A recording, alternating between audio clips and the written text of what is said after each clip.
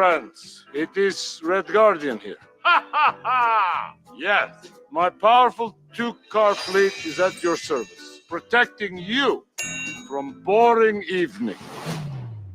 I do business trips. I do school pickups, fancy funerals, and regular funerals.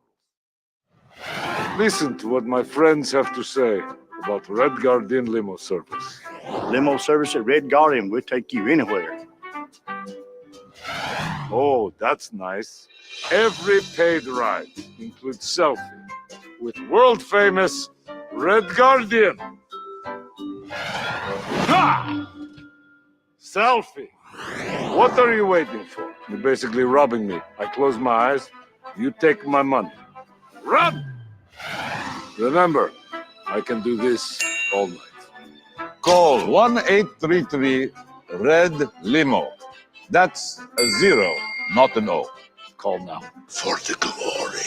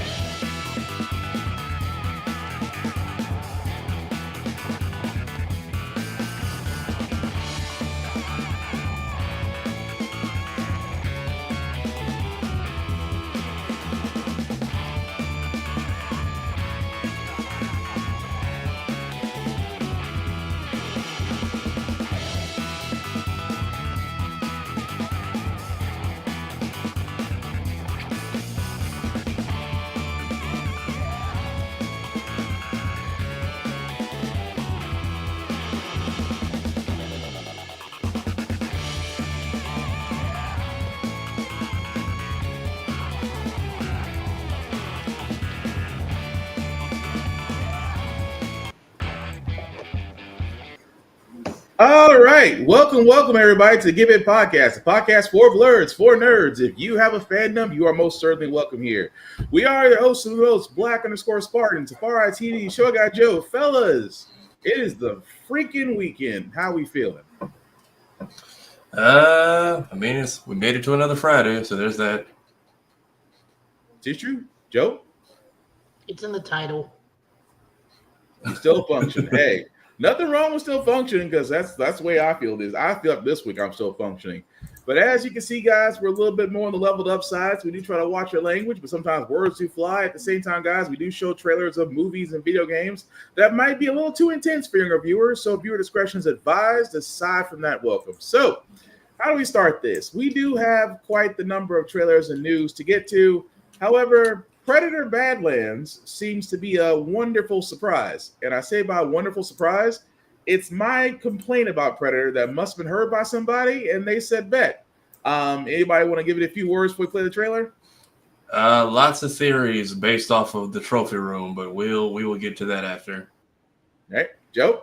Yeah, that's a little. The trophy room's super weird this time around. I'm watching people have a complete meltdown because this Predator happens to be slightly black as opposed to green or yellow and brown and green. I took this as like a teenage Predator going through puberty. That's what I thought. But anyway, for those that haven't seen it, here's Predator Badlands.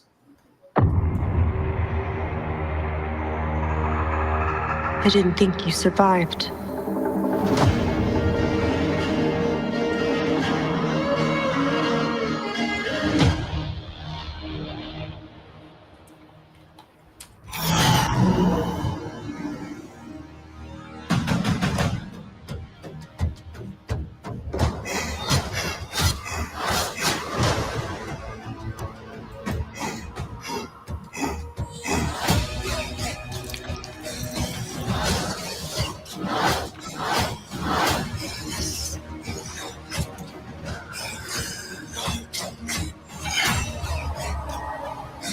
You're hunting something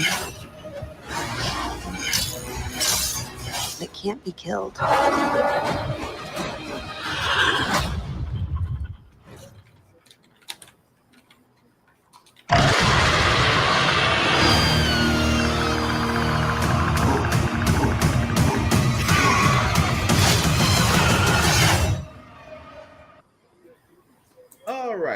And that, guys, was the trailer for Predator Badlands.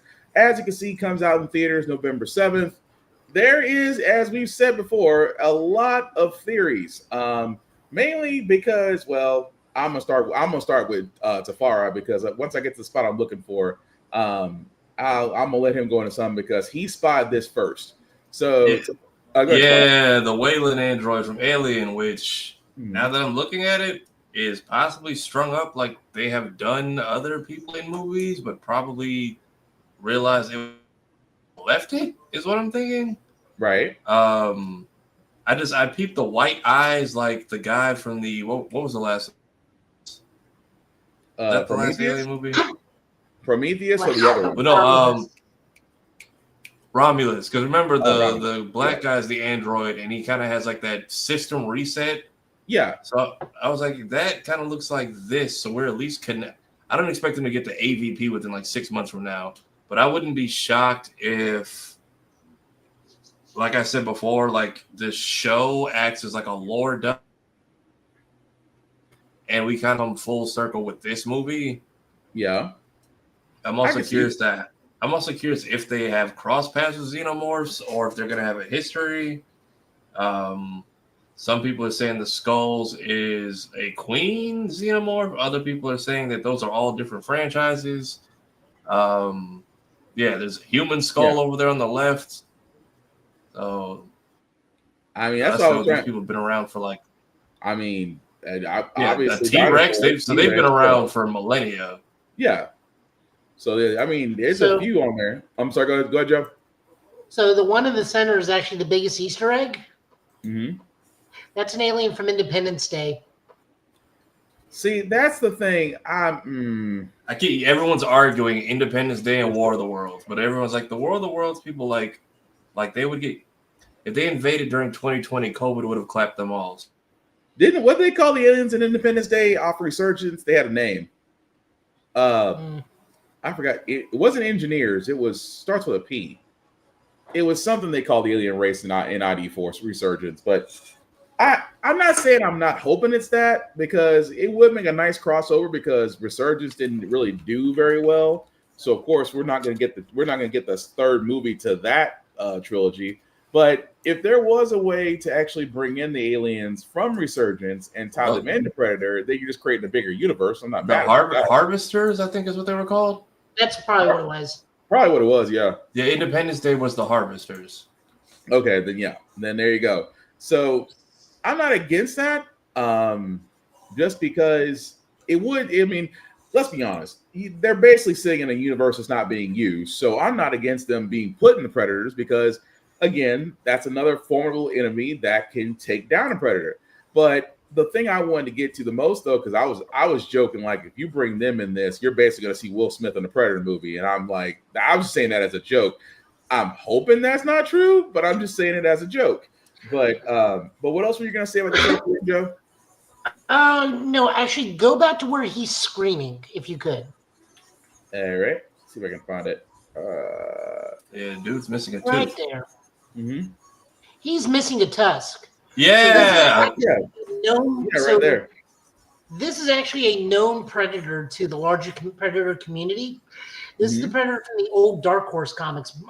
Broken Tusk, the one where he takes in the human girl to be his apprentice after fighting the alien. Okay. So this may actually be Broken Tusk's like origin story. See, I was thinking he was a reject initially. Like, Yeah, I thought that was he like survived. I thought we were gonna see him lose that in the beginning of the movie with With whatever Old World exile, whatever exile or beating he took, because we Yeah, saw 'cause it was- a white hair predator. Yeah, he's Yeah. standing over a hurt one, and then after this, somebody gets like Mufasa Their off a arm cliff. chopped off. Yeah. Arm chopped off, and then when you like roll it for like 5 seconds, somebody falls off a cliff, Mufasa and Scar style. No. I'm trying to catch it, but If you hit play, I think it comes up like immediately after this. oh, hang on.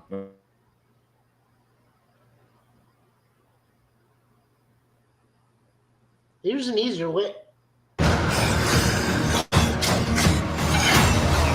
Right here, yeah. So whatever this is, They're Yeah, probably that- tossing them off. They're probably tossing the kid off. Yeah, because the way it looks, it is kind of a Sparta reference. It does make sense. So very curious to what this. I'm interested. I'm also curious to who are the humanoids with the plasma rifles and how far into the. Probably more Wayland Yutani. Yeah, that's probably where they're gonna get. That's probably where they're gonna get introduced. Oh, so no androids, but or more androids. That's It could really. be- Okay, because let me do because this. my thing is, if we're gonna start doing AVP movies, but we are doing it in a futurized Earth, I'm okay with that because it feels like to bring them into a modern time Earth would it be limiting a lot of what they could do? Because every time we see one of these movies, it's futuristic and flying, and then it's like Earth in country bumpkin town. Yeah, but I'm with don't Joe. think That's this more is Wayland. Earth. This might be. Well, I don't think this is Earth either, but I'm saying if AVP now has to include Earthlings, especially because we're gonna if alien Earth leads to predators having to come to our planet to clear the infestation, Yeah. let it be a Earth that has the technology these people are using. Not tell me it's 2022 and the aliens can't hunt because everyone's inside during the pandemic and they can't find food. I feel like if you add more futuristic elements, it gives the shows more freedom to be more creative with the alien and predator aspect. Especially if you're telling me now we have people who've experienced both coming together. Mm-hmm. Well, what I'm getting at is I think that may be the same mining planet from the start of Romulus. Oh, yeah. Okay. It could be, yeah. Me too. It could be.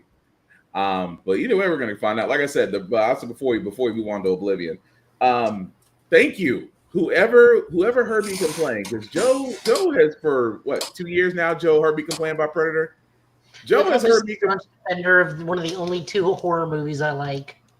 Joe has heard me complain about Predator. I'm almost certain a good 2 or 3 years. The reason why I say that is because it's always a recycled story, and this does not seem recycled. This seems fresh. This seems like there's a lot of thought put into tying in Predator, tying in different challenges he's faced, tying in somebody that looks like he's actually associated, like Joe said, with the comic. But either way, it's freaking different, and that is all I ask. And that's what makes me go see this come November 7th. I want to definitely go see it. But again, let us know in the comments what you think. I'm pretty sure all 3 of us, I think we're all on board for this one, aren't we? Yeah, I'm surprised it's not going to go straight. Well, I mean, Hulu's going to get the TV show, but right. I'm glad this is going to theaters. Yeah, I mean, Hulu's going to get the Alien series, and I still want to watch that when it comes to FX. But again, let us know in the comments what you guys think. Microsoft, or I should say, or the people over at ID/Bethesda. You guys got leaked, and that's great and all, but did you really need a full-on production for this? Because again, if you haven't noticed by now, they did announce a remaster to The Elder Scrolls 4 Oblivion. If you haven't seen it, here's a trailer.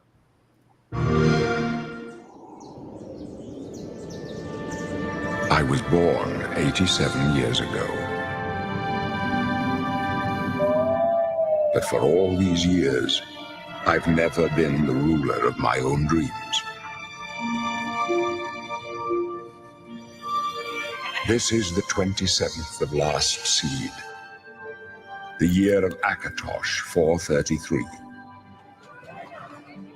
These are the closing days of the Third Era, and the final hours of my life. I have seen the gates of oblivion, beyond which no waking eye may see.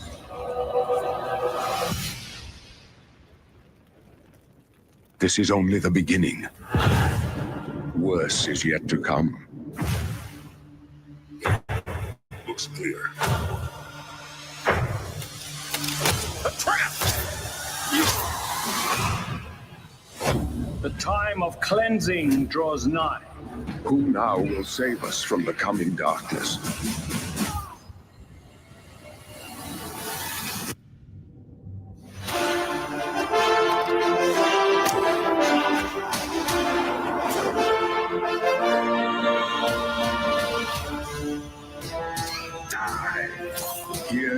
find your own path. Remember the Emperor!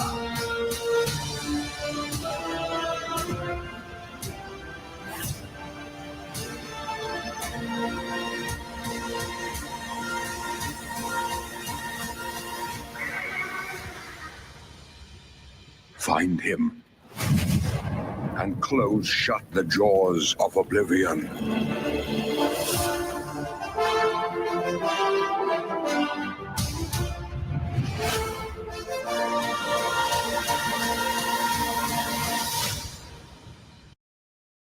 All right, so that, guys, was the trailer for the remastered Elder Scrolls 4 Oblivion, available now on Game Pass, Xbox Series X, Steam, and PS5 and PC. Again, I played it so long ago, loved it. It was okay. Honestly, Skyrim is the one I love the most. I wish there was a remastered Skyrim, but hey, take what you can get. Oblivion is not bad. It is definitely challenging. If you've never played an Elder Scrolls game, it's like World of Warcraft, a little bit more challenging. But yeah, still recommend to be fun. If you got Game Pass, won't cost you anything but a download to try it out.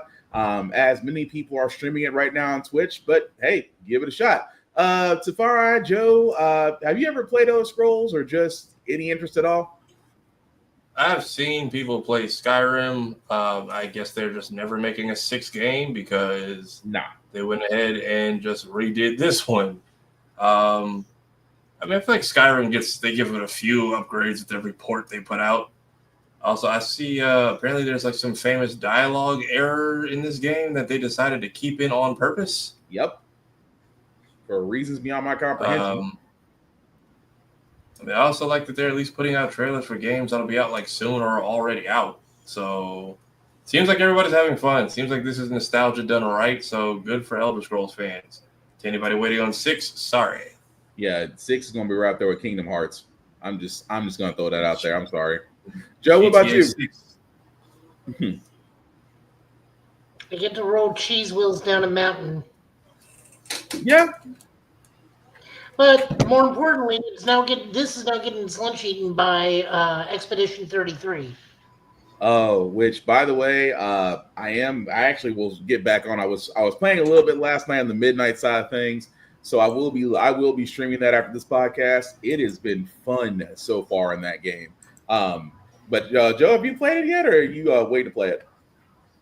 Expedition, I'm probably going to wait for a little bit because I got other stuff I'm still playing. We're in the middle of the Spring Festival of Monster Hunter, and I'm farming the crap out of that poor frog for all the armor spheres he's worth. Well, yeah, celebration time for you, isn't it? Yeah. On top of that, I now have the armor set that makes me look like one of the Gotai 13 from Bleach. Shunsui? Yeah. Nice. Yeah. But two twin swords. Well, I have twin swords, except mine are explodey bone swords. Nice. I gotta get back on that. They explode on contact? Like they explode on contact?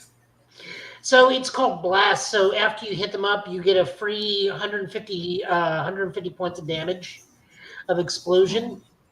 So since it's dual blades, you are literally just proccing that like every 5th or 6th strike because dual blades are just like a 5-year-old with a stick. Nice. I have to get back in. We want to add that thing later that I just sent you? Yeah, I saw that earlier. I did not, because I just watched that show too, so I have not had a chance to keep that new, because that hit my inbox earlier. No, I saw. Yeah, I got that queued up, Joe. It's in the chat. I got that. But yeah, I'll definitely show it momentarily. No, that's the thing. Great. Mm-hmm.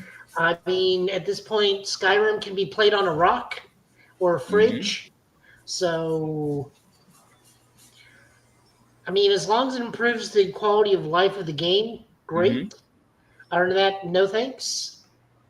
I may just get bored one day and play it, but like I said, I'm more Skyrim than Oblivion. That's just my personal preference. But I'm not knocking those that like Oblivion. I'm not. If you like it, download it. I mean, it's free on Game Pass if you got it, whether it's on PC or console. But like I said, not knocking it. Glad it's out. We'd like to have a brand new game.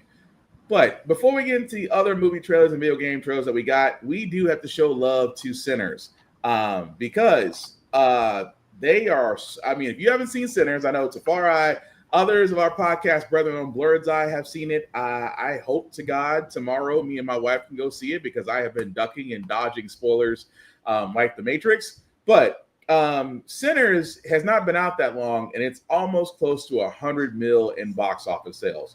If you've been on a rock, this is Ryan Coogler and Michael B. Jordan. And again, I'm not going into the details about it. I will just say it is from what Tafari and others have said. And Tafari, you can definitely. Tafari actually got to see it as a sneak peek. He also went back and got to see it in a different film format. He's also on Tafari TV, has given his review, him and his parents, because he was like his parents found out and they wanted to go along. So that whole thing Tafari can talk about. But yeah, I want to give it up for them. I want to give it for Mr. Coogler because again, this was him written and directed by him with this cast, and so far the reviews have nothing been positive. But Tafari, did you want to just add on to your review of it? And you went to go see it multiple times, so what do you think of it? Yeah, I wanted to actually put money on it because I got a free showing. Very much was hard to not talk about anything for those first 3 days. And once the embargo lifted, Southern Black horror, but told in an accurate historical tale. If you like Lovecraft Country, South of Midnight, this is right up your alley. If you wanted something original and different, this is definitely up your alley. If you wanted something, I'm trying to think of the right way to put it without like putting it all out there. Just a unique tale with a cast of characters who clearly all got along and had chemistry on and off screen. Casting certain people's love interests, seeing just what Community and probably one of the most unique and interesting music scenes I've ever seen done. Explaining how music can be spiritual to a sense. Generational curses, things like that, all while set in the deep post-emancipated South, but still during the Jim Crow era. It's a really good film. They shot it like on old original IMAX cameras, which is why the format is like that. So I got to see the 75 or the 70 millimeter print because we have one of those 8 theaters in the world here. There's 10 theaters in the world. 8 are in America. 1 is here in Dallas. So went to that. They ran out of the damn collectible prints, which I'm pissed about. But it is that thing that screen is. Well, they said 5 stories high, 7 wide, and the way the aspect ratio works, like not an inch of screen goes unused. So it's kind of like a video game. The ratio will change for like a cutscene, and then it expands as you're getting ready to transition into the fight, or kind of like focus in on a character or something happening, or and then kind of give you a sense of the area you're in now that the focus is over. It does a lot of things really well. It's very much breaking records. Congrats to the entire cast. This is very much deserving of all the praise it's getting. Exactly. Joe, anything you want to add on to Sinners? I have several questions. Okay. First off, how hard is Shameik Moore punching into the air at this point? When she pops up on screen and like the third thing out of her mouth. Did you see it already, Joe? Not yet. I want to. Okay, I'll say that much. Tomorrow after lunch with friends. I will say this. If he makes it to the third act, God bless that boy. Even her husband, he's like, yeah, go see it. I'm like, don't watch this film. You don't need to. You like, I know you're marrying her, but like, there's a certain part towards the end where it's just like, hey, this is the part where like, if you're a spouse, you get told to go get popcorn. But like, even when you first introduced to her character, it's like, oh, she seems sweet, and then like the first or third thing that comes out of her mouth, and it's like, well, ma'am. But their relationship, the way they handle the relationships here are very nice. It's also very telling of the time period we were in. But yes, Shameik should just stay home, and he should. until all the promos are done, his internet should be cut off. He should be given only a Blu-ray player and a set number of DVDs to run through, along with physical video games and no internet. There should be no Ethernet plugged in anywhere in his house. It's not even going to be. It's not even punching air. He'll be headbutting the wall the way one of the twins was headbutting the door in the trailer. It's bad. It's bad. All I can say is that man needs a dog, a therapist, and a good PR team, and a hell of a distraction. But what was your other question, Joe? Why could this not have been Blade as a period piece? So everyone is very much saying, "Hey, this is this could he definitely could write Blade if you gave him the chance." Mhm. But this very much this very much overdoes just being his pitch for Blade. It's just his own vampire thing. Now, I kept saying if Wesley had a cameo in here, that would be the funniest part. Right. But sadly, he does Well, not. he'd have to have some weird British accent because at this point in time, he's over in the UK. But no, it wouldn't even be Blade. It wouldn't Blade even was British. it wouldn't even have to be Blade. Just cast Wesley as like somebody who knows about the mystical world and just have him show up at the end and be like, "Sorry, I'm late. I was tied up elsewhere. Or I got tied up in some bullshit." It is very telling of the times. Like even the twins that Michael B plays very much reminds you of times. It's like, yeah, even gangsters had decorum back then. Mhm. Like there are some very funny scenes. Southern Asians, was not expecting that, like accent and all. Like I knew they were there, but like seeing it on screen is very much. It took me a second to like grasp Mhm. because at least growing up in the South where I do, they usually just they hold on to their culture, accent, language. The adoption of the place you're at is something I haven't seen done that fluidly. Mhm. When you see the barn scene, you'll know which one I'm talking about, and you very much understand how much music can reflect to other people. It is a beautiful moment until it's not anymore, and then that's when things get cracking. People are saying the first half felt too long, and it's not. It's just, hey, we're not going to just say, here's all the people that could die. It's just, we're giving you the setting. We're giving you the time period. We are giving you a connection to each of these characters and why each of them are important. Nobody in this movie is a nobody. Everybody is somebody to someone or has history with who the twins are. So it is good. It's good. It's healthy. It is a tasteful amount of horny without people being over the top. People very much punching air still. What other questions you got, Joe? No, that was it. Just those two. Okay. Well, for all Like, I know why the Southern Asians are there. oh, it's well, say it one more time, Drew. You cut out. Like I understand why the Southern Asians are there because we were the principal building force of the railroad. So Yeah, I mean that and sold to both sides, but That much I remember. Like I remember the railroad portion of that history. It was just, it's the only time I've seen an Asian person with like a full blown country accent was like in Heroes, and that dude was just a random trucker they found. yeah. But other than that, no, I can name one. can you I really? can name another one, but that's only for me and Will. Where? Jimmy Oh, Wang Yang.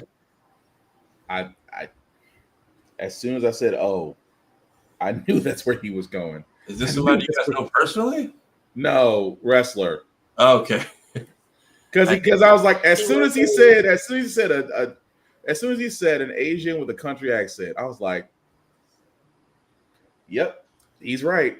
I've had one when I worked at my last job, and I had other people type in on the call because I'm like, I just need the other people to understand, like, this is happening. I am so, like, I didn't know these two could go together this well. And it's just every sentence that came out of his mouth was so confusing because I'm like, this call isn't hard, but I'm dragging it out because this is such a this is such a unique experience that I have not had all my years living in. But they do it. They very much more fluently in the show. They also very much show how important that family is to what goes on in that town as far as their culture and contributing to both sides of the segregated street. So I knew it was there. It was just I've never seen anyone do it that fluidly to where like, oh yeah, that fits. Yeah. Well, I will say this. Like I said, I hope to see it. I hope to see it tomorrow with my wife because I have been itching to see that movie. Let us know in the comments what you think if you have seen Sinners, or if you are planning to see it. Let us know. But other movies, we do a couple of movie trailers. This first one, I just want to go ahead and run through it because I am trying to figure out who asked for this because apparently we're getting another I Know What You Did Last Summer. Because since Scream did so well, I guess we have to go ahead and dig the well until we find bodies. But anyway, here's the trailer. Baby, you okay? Why don't you go upstairs and do that guided meditation you like? Thank you. Find a peaceful setting and close your eyes. Imagine a white light calling you. Hello? Now, feel that love entering your body and emanating out from your chest.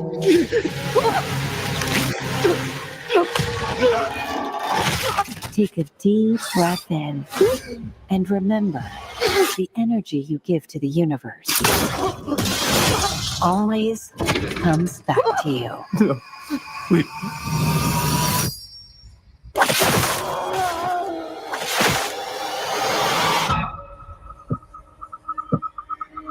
Do you think this is some kind of karma for what we did? What if someone saw what happened?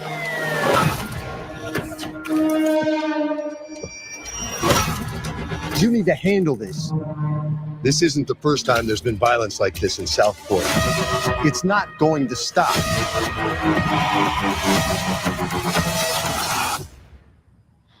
I need to start drinking. Someone is coming after us. I need your help.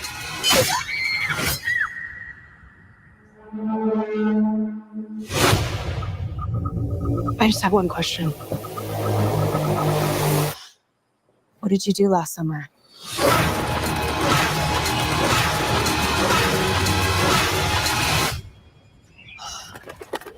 This place is so beautiful, it makes me want to die.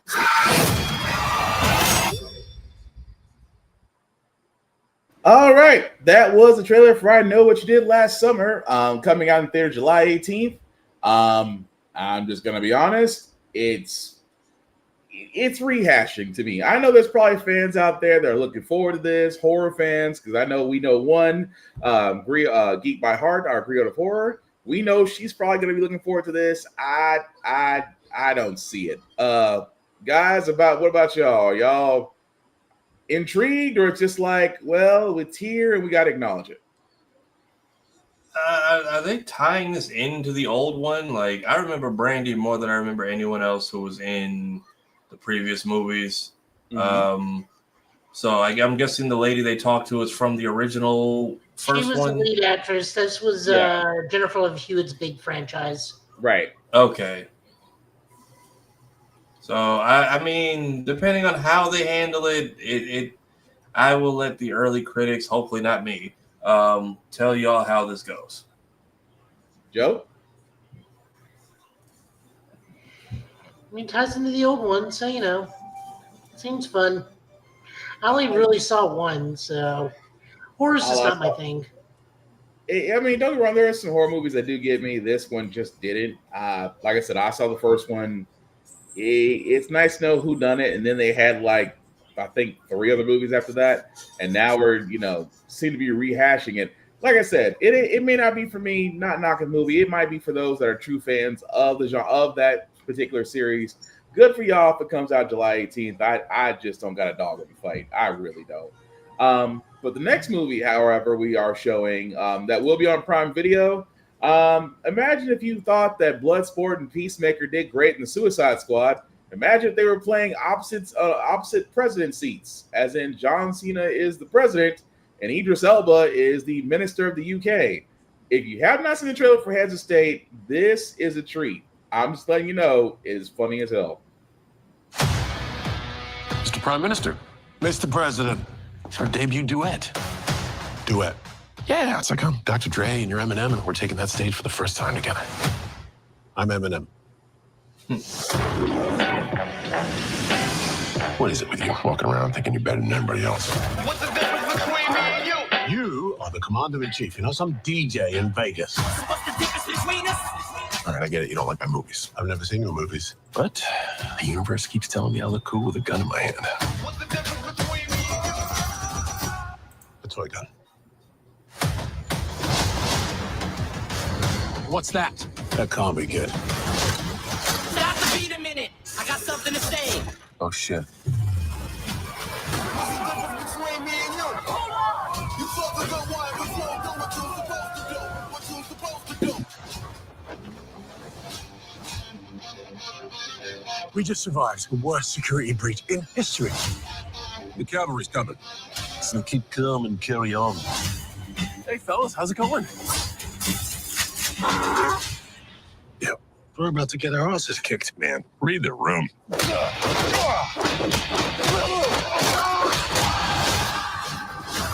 A lot of people want you dead. My mission is to deliver you to the most secure location on this continent. Where's your backup? There is no backup. What's the playbook on this? There is no damn playbook. Let's make one. Not in the movies now, son. Kicking ass on a wild side. Come on! Yes, that thing is class queen.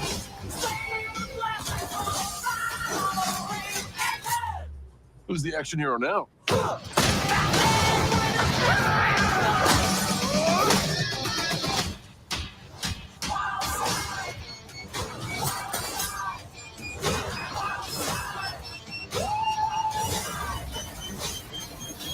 How are you alive? I just kept calm and carried on.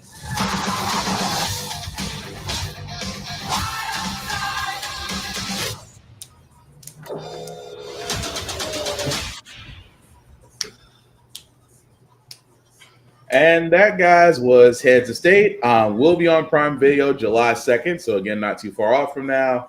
I'm just going to say it. I'm sold. The fact that, you know, again, we get to see Idris Elba and John Cena again since Gun Suicide Squad. And Huey is just making the rounds from Novocaine, from The Boys, and now Heads of State. And also Lower Decks, for all those that don't remember. He also was on Star Trek Lower Decks as well. What are we thinking, fellas? We all watching it when it comes out? Yeah, I wish it was getting a theater run, or at least I hope it gets a kind of premiere-ish. So at least it can qualify for something. But I also get it. July is a do not touch month for this year. So play where you know it's safe. Right. Although I do love seeing Cena in other things, because WrestleMania could have used some work, but that's a whole nother discussion. But Joe, what about you? What do you think of Heads of State? Yeah, this was like dumb, stupid fun. Exactly. It really is. That's why I'm looking forward to it. But yeah, comes out July 2nd. Let us know in the comments what you guys think of it. I'm just saying, it's a nice little break before Peacemaker shows up, and I still think Bloodsport is going to make an appearance in season 2 of Peacemaker. That's just my opinion, but we'll see. But back to video games, guys. We do got a couple of trailers. This one did come out, which we knew was going to come out sometime. It finally did. The gameplay for Street Fighter 6's Elena's character. Joe, have you seen it yet? Because I haven't. I have. Any thoughts, or just go ahead and play it? Healing. Okay. Just in one word. Healing's a thing. All right. For all those that haven't seen it, this is the gameplay trailer for Elena in Street Fighter 6.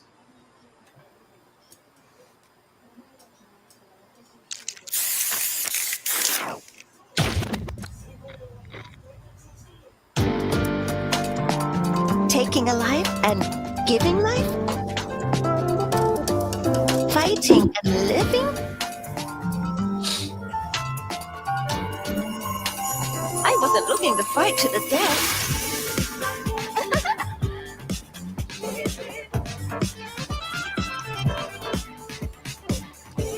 Time for us to dance. Round one. Fight.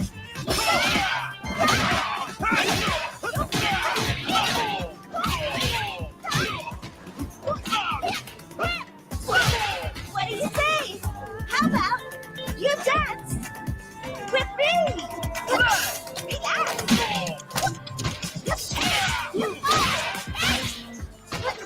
Up you go.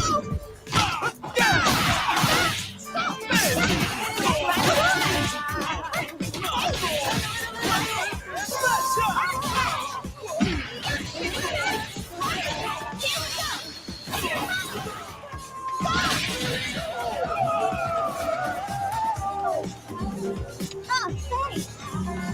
Nice fight. I'm ready to go.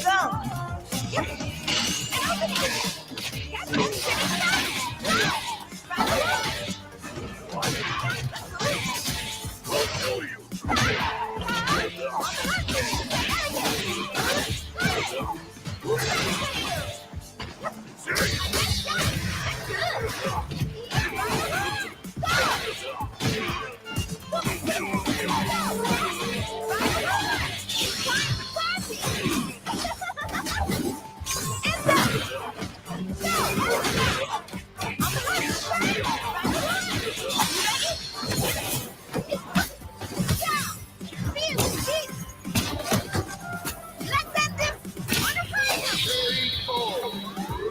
All right. That was no sweat at all.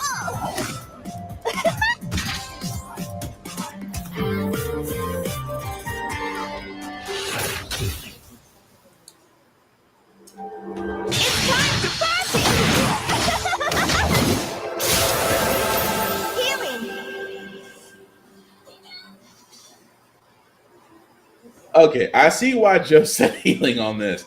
That, guys, was the trailer for Elena for Street Fighter 6. As you can see, the Street Fighter Year 3-1 Fighters Edition. It'll be available June the 5th. Joe, do we know when her character is going to be available to play, or did they say? When her character is going to be available? Yeah. June 5th. Okay, so the same time as the Fighters Edition. I can see why you said healing. I think you said you mentioned a couple of her combos actually lead to healing, or was that something else? No, only her level 2, which was a horrible problem for Street Fighter 4 and Street Fighter 5. Okay. Because she healed too much. Ah. And with Street Fighter 4, you could get meter off of anything. So what people were doing were just focus canceling backdash. So she didn't have to really engage with the opponent a lot and just heal back at the maximum. With Street Fighter 5, practically everything you did gave you meter. Which, I mean, is the purpose of the fighting game, but, like, she could do stupid stuff to gain, like, really big meter advantage for minimal effort and still heal. Although the hairstyle, it kind of tripped me off because I was like, wait a minute, didn't she have shorter hair in 5? Yeah, the new form, I wish she kept the original head. Mm-hmm. That new hairstyle is not good. And so it looks like at some point she's wearing a wave cap, but is not. Right. Yes. Also, is this one of Eddie's family members, or does she just also? No, this is Street Fighter. She's from Street Fighter 3. Okay. She is actually the funny lore she has is she is actually Akuma's best friend. Interesting. Weird. It's weird Because her outlook on life and love of life is like the only thing Akuma can actually appreciate. Mm-hmm. So they are actually best friends. Because apparently if he's not trying to murder you, he's a pretty chill dude who's just like a wood carver or fruit seller. It's kind of weird. It's a weird house to Akuma, but go ahead, Joe.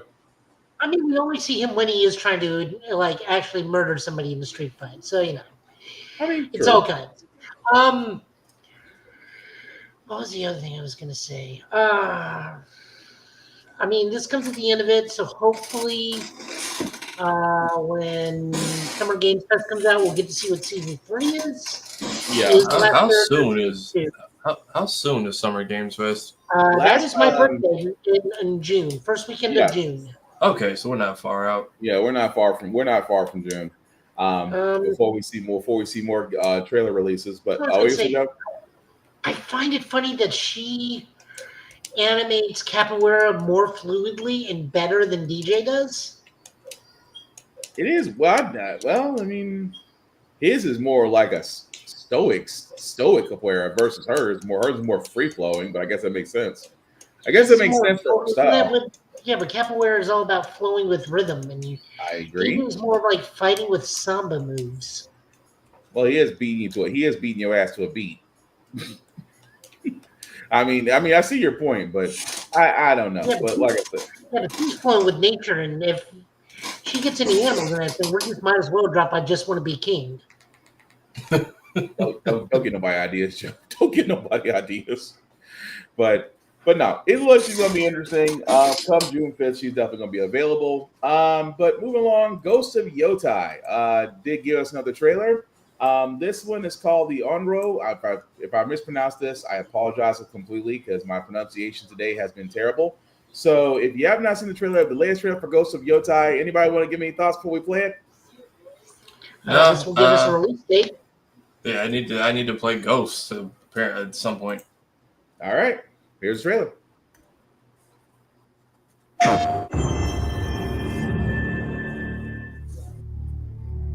Onryo.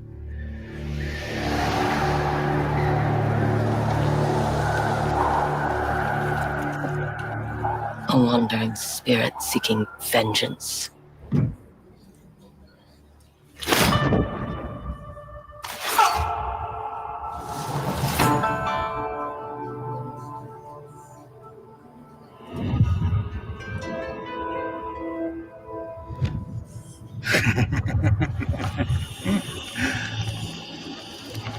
Who are you? I thought we killed your whole family. The snake.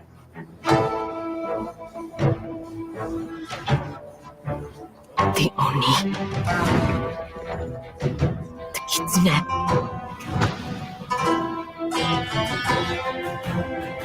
The spider. The dragon. Lord Saito. What are we going to do with this one, Saito? I'm sorry you came to this, little wolf.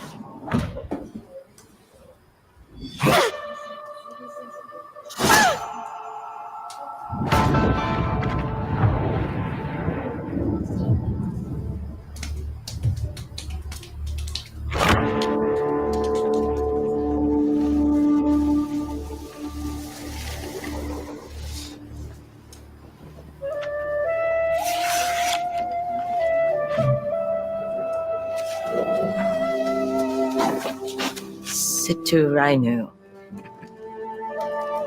Why do you always call me that? It means one who is easily lost in the hunt.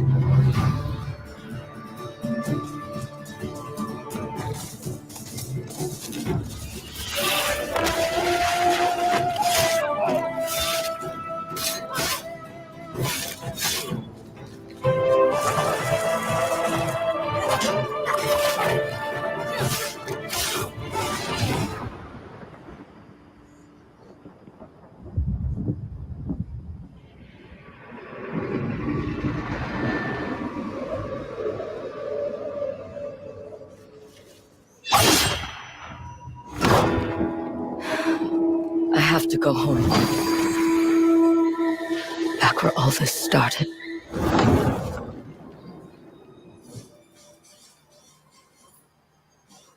All right, that was a trailer for Ghost of Yotai. As you can see, as Joe and Tafara said, this does have a release date, October 2nd of this year on the PS5. What more can we say about this, fellas? We're all in on this one. I mean, I need to go back and go play. I need to go back and go play Ghost of Tsushima again before I play this. But thoughts? It looks like looks like the same Ghost we loved before, plus some. So I finally need to actually play the first one at some point. I need to go back and go play it all over again before I play this. But Joe, what about you? Well, Tafari, when you play it, you have to play in the Sly Cooper gear. I was gonna say I know there's a Kratos gear, but they got other PlayStation icons in there. They have a Sly Cooper gear. Sly Cooper, Kratos. I'm missing one. And the Sly Cooper gear, actually, if you get all of it, you actually get an achievement for it too. Mm-hmm. Okay, I know Kratos has one. I think what is it? You got to go touch the tree like he did in the game. Yeah. Then you get his armor set. Yep. That must be for the new stuff because I've never seen that, heard of that. No, that was after the patch. That was after the second patch. You can do it. So yeah. As for this game, I'm looking forward to it. Yote is much more expansive than Tsushima because Yote is the old term for Hokkaido. So we're going to be up north for a while. Okay. I'm definitely looking forward to it. But yeah, October 2nd is when that comes out. So definitely looking forward to that. Dragon Ball Sparking Zero does have a new DLC pack coming out. And I want y'all guys' opinion on this one because this is surrounding the Diamond characters. Have y'all guys seen the trailer for this yet? I have, yeah. Yep. Any thoughts? Very much gatekeeping the Super Saiyan 4 because they are not letting anyone touch that yet. But I think this should be it for the Daima. Move on to characters we need in the game who I can't think of at the moment. All right. I look forward to playing Ultra Vegeta 1. Okay. Just wanted you. I knew Super Saiyan 4 was going to come because that's the thing I was going to talk about. But anyway, for all those who haven't seen it, here's the trailer for Character Pack 1 from Dragon Ball Daima for Sparking Zero.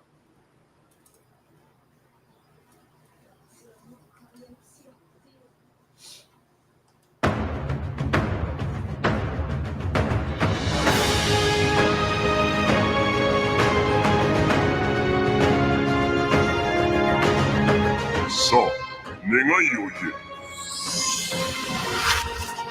ほら、ワクワクしてきたぞ。勝負しようぜ、ベジータ。小さくなったとはいえ、貴様には負けん。まだまだ。戦いたいなら付き合ってやる。本気で行くぞ。くらい。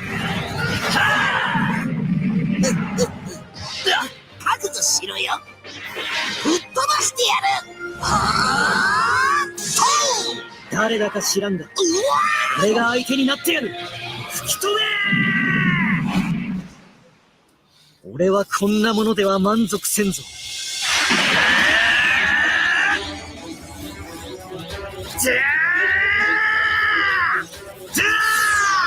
貴様に限界を超えた力を見せてやる。よし、本気で行くぞ。俺に敗北はない。遅い。その程度か。ギャリックホー。ねえ。ねえ。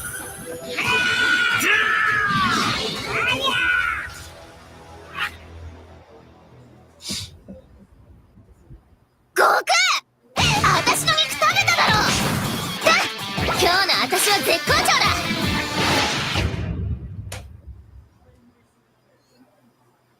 All right, so that was the DLC 2-pack for the Dragon Ball Diamond Character Pack 1. As you can see, you do get Goku, Vegeta, Super Saiyan, looks like 3 and 2 Vegeta, and of course the characters from Daima along with Goku with the pole. So, as Tafari said, they are going to be gatekeeping Super Saiyan 4 for reasons beyond my comprehension, but thoughts on this, guys? No Majin Buu? Does he just get lumped in with Ku? Like, I think he may be in the second part of the DLC because this only covers up to the second world, and Dew doesn't come into the latter half. Because there's still another DLC pack coming soon. So there's still a third pack for there's a third pack for Daima coming out. So it hasn't been. It says to be revealed soon. So which probably means Dew, Majin Do 3, Kid 4, and Adult 4. That's what I'm thinking. Half of that will be the adult of what we just got, along with. I don't know if I'm blanking on her name. The Kai's sister will be a character because she didn't really. Probably not. I can see the Tagomi machines being the three of them sharing a character slot as well. Yeah, I can see that, but I don't know. I think he's the number one because he had the most combat. Yeah, but it's just odd that they're keeping, like you said, gatekeeping 4, which I thought 4 would be a part of it, but I'm just really surprised. They're going in order of the show, so it makes sense that we're not getting 4 right away. Okay, I mean, I'm just you're right. You are right about that. It just kind of felt like they're kind of holding off on that to me. But you are right. If they are doing that in order, then I guess that'll be where DLC pack number 3 comes into play. But again, let us guys know what you think when that as that is out, and we'll figure out what's a DLC pack 3 when that's revealed. But one more video game trailer before we get to Ultraman Omega, because I'm curious about that one, because Joe and Tafar will talk more about that momentarily. But RoboCop Rogue City is getting another expansion called Unfinished Business. People played this? Same expansion. It's same expansion? Sorry. Yeah, My apologies. Same expansion. My bad. So the expansion to Rogue City Unfinished Business. Yep. Tavares people still play it. I actually went back and played it. It's actually not bad. It's really fun to punch It's them. not bad. It's actually kind of fun. But if you haven't seen the trailer, here it is.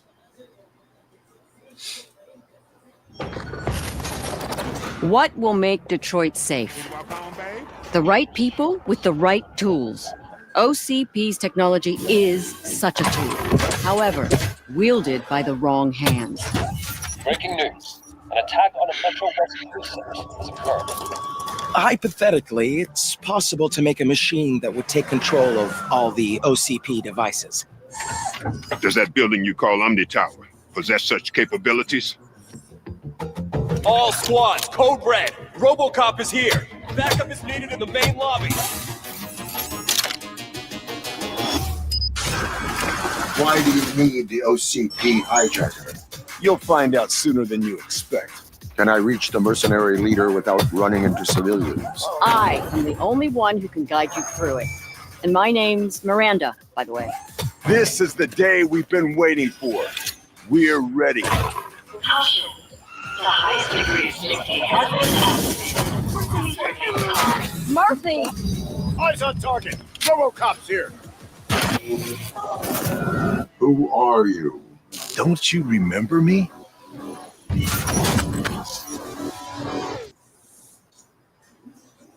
And that was the trailer for RoboCop Unfinished Business. As you can see, will come out July 17th of this year. Available on PS5, Xbox Series X, Steam, and yeah. Like I said, playing RoboCop Rogue City was actually very fun. The last time this came up, I asked Joe about it, and Joe said it was like, I think it was like, what, $10 to $15 on a sale? I think the last time we talked about it? Yeah. So yeah, I purchased it. It was actually fun to play Tafari. So if you ever did want to give it a shot, it definitely is worth the play. Okay, I feel like I saw some people playing it, but like not enough to warrant DLC or anything post game release. But if it's doing well enough for this, then by all means, God bless it. Yeah, it was definitely fun. But go ahead, Joe. They did a really not a great job of promoting it because it's not entirely a shooting gallery. You actually have to do a fair amount of detective work, and some of New Detroit is open world as you do these criminal investigations. Yep. So you got to do some Batman stuff. Also, I love the fact that this DLC is just Dread or The Raid. Pretty much. That's exactly it. He's just going into a mega city. I mean, you're right. I mean, you're not wrong. You're 100% right. It is the raid. You're right. I love that we keep doing this sort of the old 90s action here. Is like, just go fight a whole skyscraper of people. Bad guys at the top. Have fun. Oh, but yeah, you should definitely give it a shot, Tafari, when you get a chance. But but yeah, it's usually dirt cheap. It really is. But Ultraman Omega, pretty much our last trailer.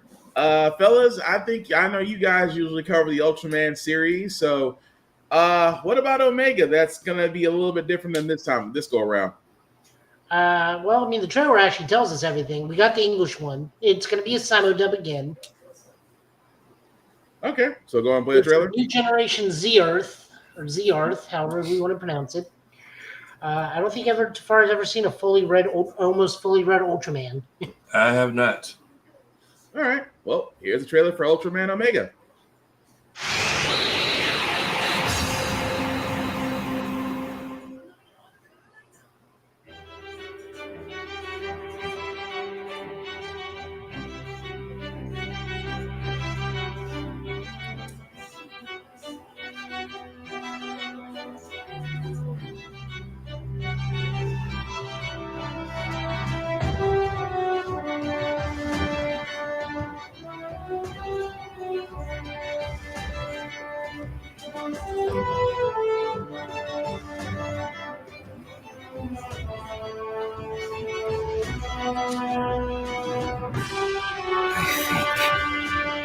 I can grow larger.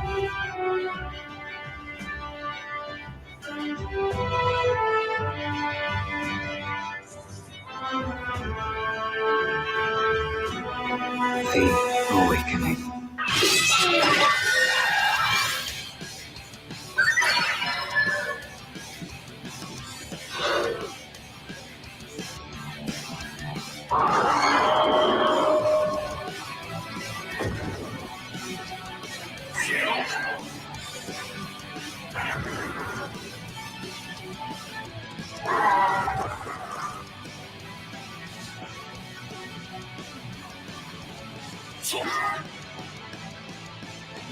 My name is Omega.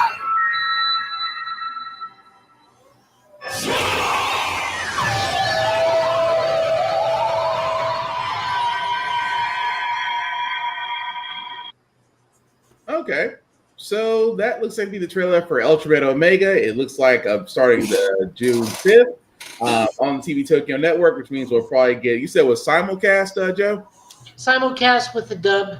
Okay, so I'm gonna be honest.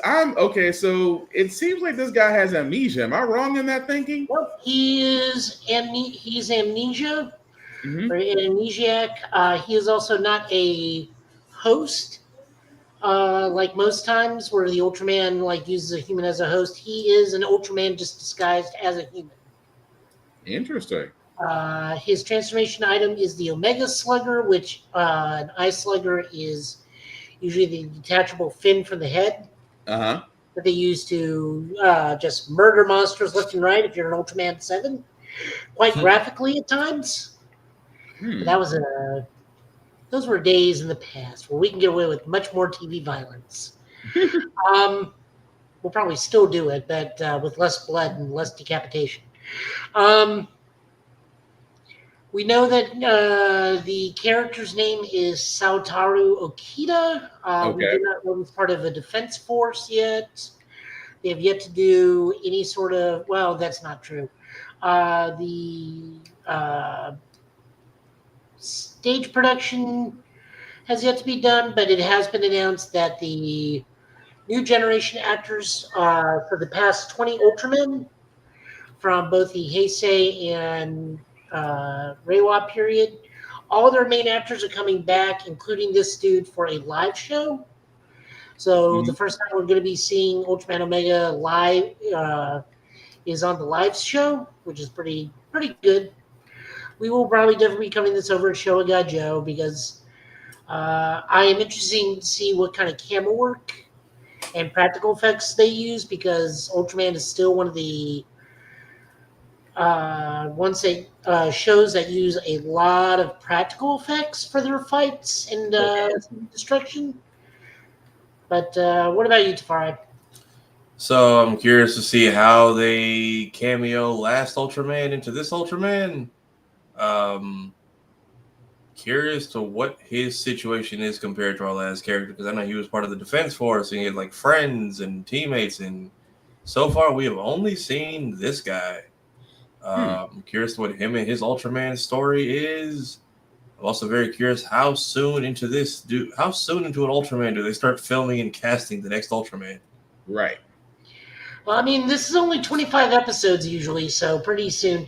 My question is, do we get returning character and sometimes good guy, sometimes bad guy? He was not in the last series, but he was in the series previous to that. Douglas Juggler.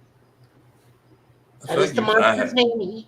He is a katana-wielding, not quite Ultraman.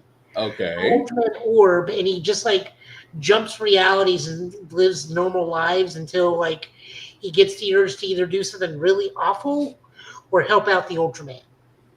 Oh, So interesting. he can take a monster form. He can combine into a bigger monster with cross-fusion DNA. But normally, like for the longest running gag, he was an Easter egg in Ultraman Z. Until it turned out, no, it was really him. He was just living in this reality this time. Nice. So he's like Gilgamesh in Final Fantasy. Yeah, he just like goes from place to place, just chilling, and either until he wants to do something good or he wants to do something bad, then he dips. I'm a little invested in this because I want to see where they go with this story. But yeah, I'm definitely going to keep up with that come July 5th with you guys. But yeah, outside of that, before we get to anime, one more trailer, I think. Oh yeah, the Has-Been Hotel thing. That's what I was gonna get to for anime because I didn't know if you want to wait for that one or did you want to go ahead and do it now, Joe? Yeah, we might as well do it now. Okay, it's gonna have the most cursing and foul language out of everything, anyways. Honestly, fair enough. So you want to give any warning about this one or? Well, I mean, we gave them fair warning at the start of the show, so you know. If you're still here, adult relations. We're basically talking about the show in hell. If you're still here, decisions have been made. Fair enough. Is it recording? Oh, okay, it is. Hello there, everyone. It's me, Charlie Morningstar, founder of the Has-Been Hotel, which is totally going amazing, by the way. Thank you so much for asking. Anyway, I'm sure you are all aware of the amazing news that we have been greenlit for seasons 3 and 4 of Has-Been Hotel. Hold on a sec. I am I'm falling. Oh my gosh. Hi. Hello. Are you okay, Mr. Blitz, the O is silent. So what's all this about, Oh, well, I was telling everyone about how exciting it is that we're getting more seasons of Has-Been Hotel. Yeah, that's good for you, but that's old news, bitch. Oh, okay. Hold on to your little titties, because I'm here to announce that Hell of a Boss is coming to Prime Video, but plot twist, it's also still going to be on YouTube, so BAM! You thought that Hash Brown Motel was the only hell show that Daddy Amazon was horny for? Nope!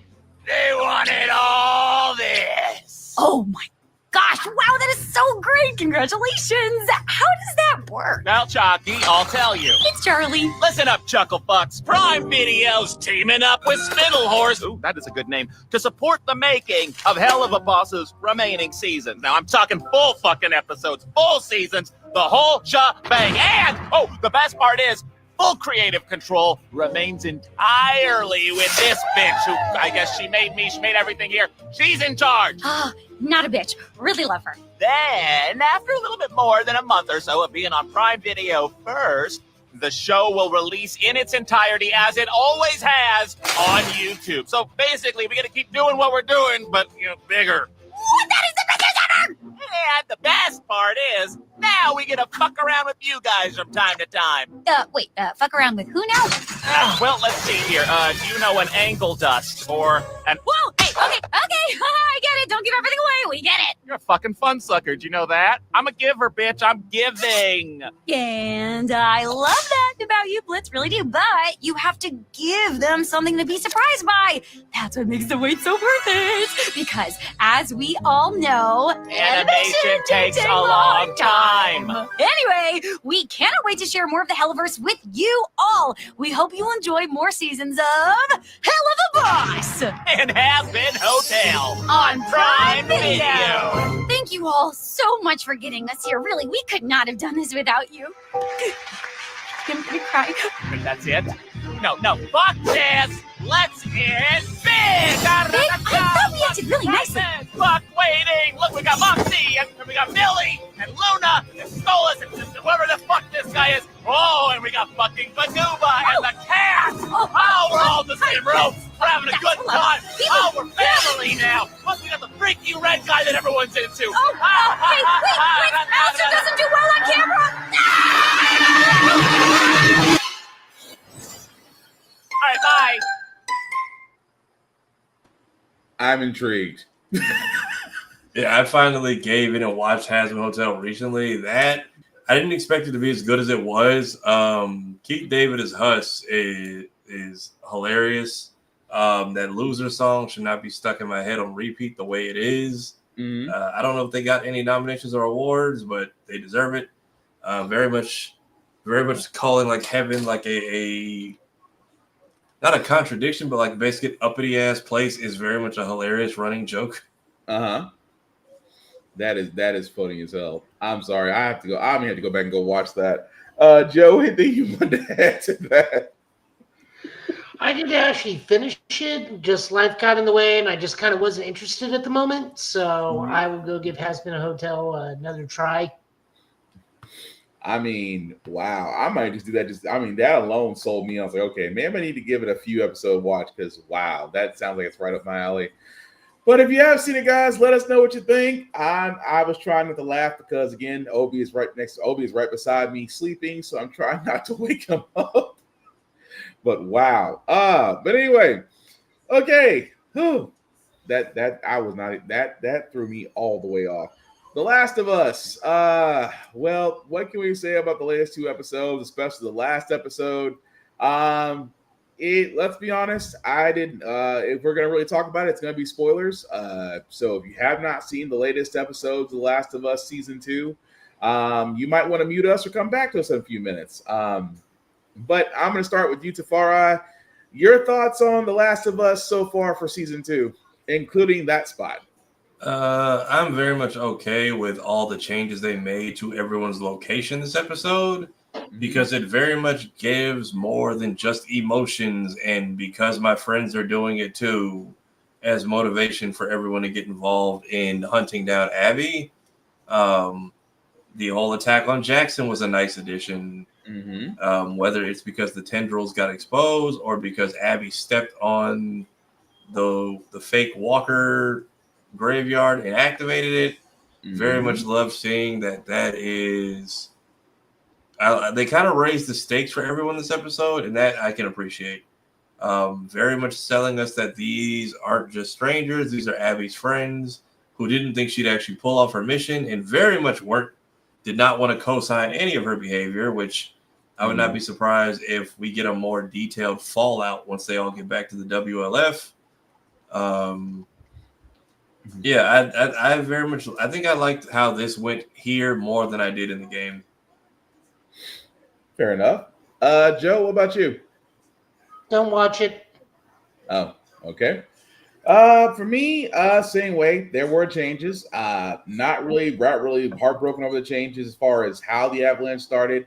The fact that they did get the town of Jackson get involved early in the attack, although in the game the city was never attacked itself. And there were changes as how Abby came to meet Joel. And I'm not mad about the monologue. They had to do things differently. I know a lot of people were like, well, we didn't get buff Abby. Well, you're not going to get buff Abby. So they had to make it realistic.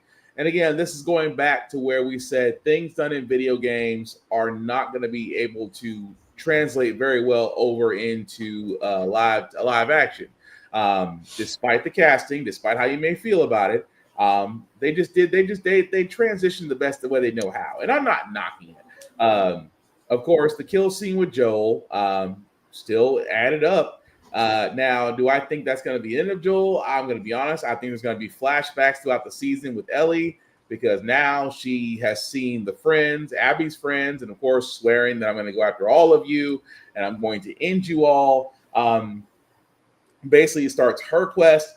And the whole thing with Abby, where I have seen it on the internet, feel bad for Abby. Abby had a right. Abby had a point. I just want to throw this out. Her father in the video game threatened a guy with a gun with a scalpel.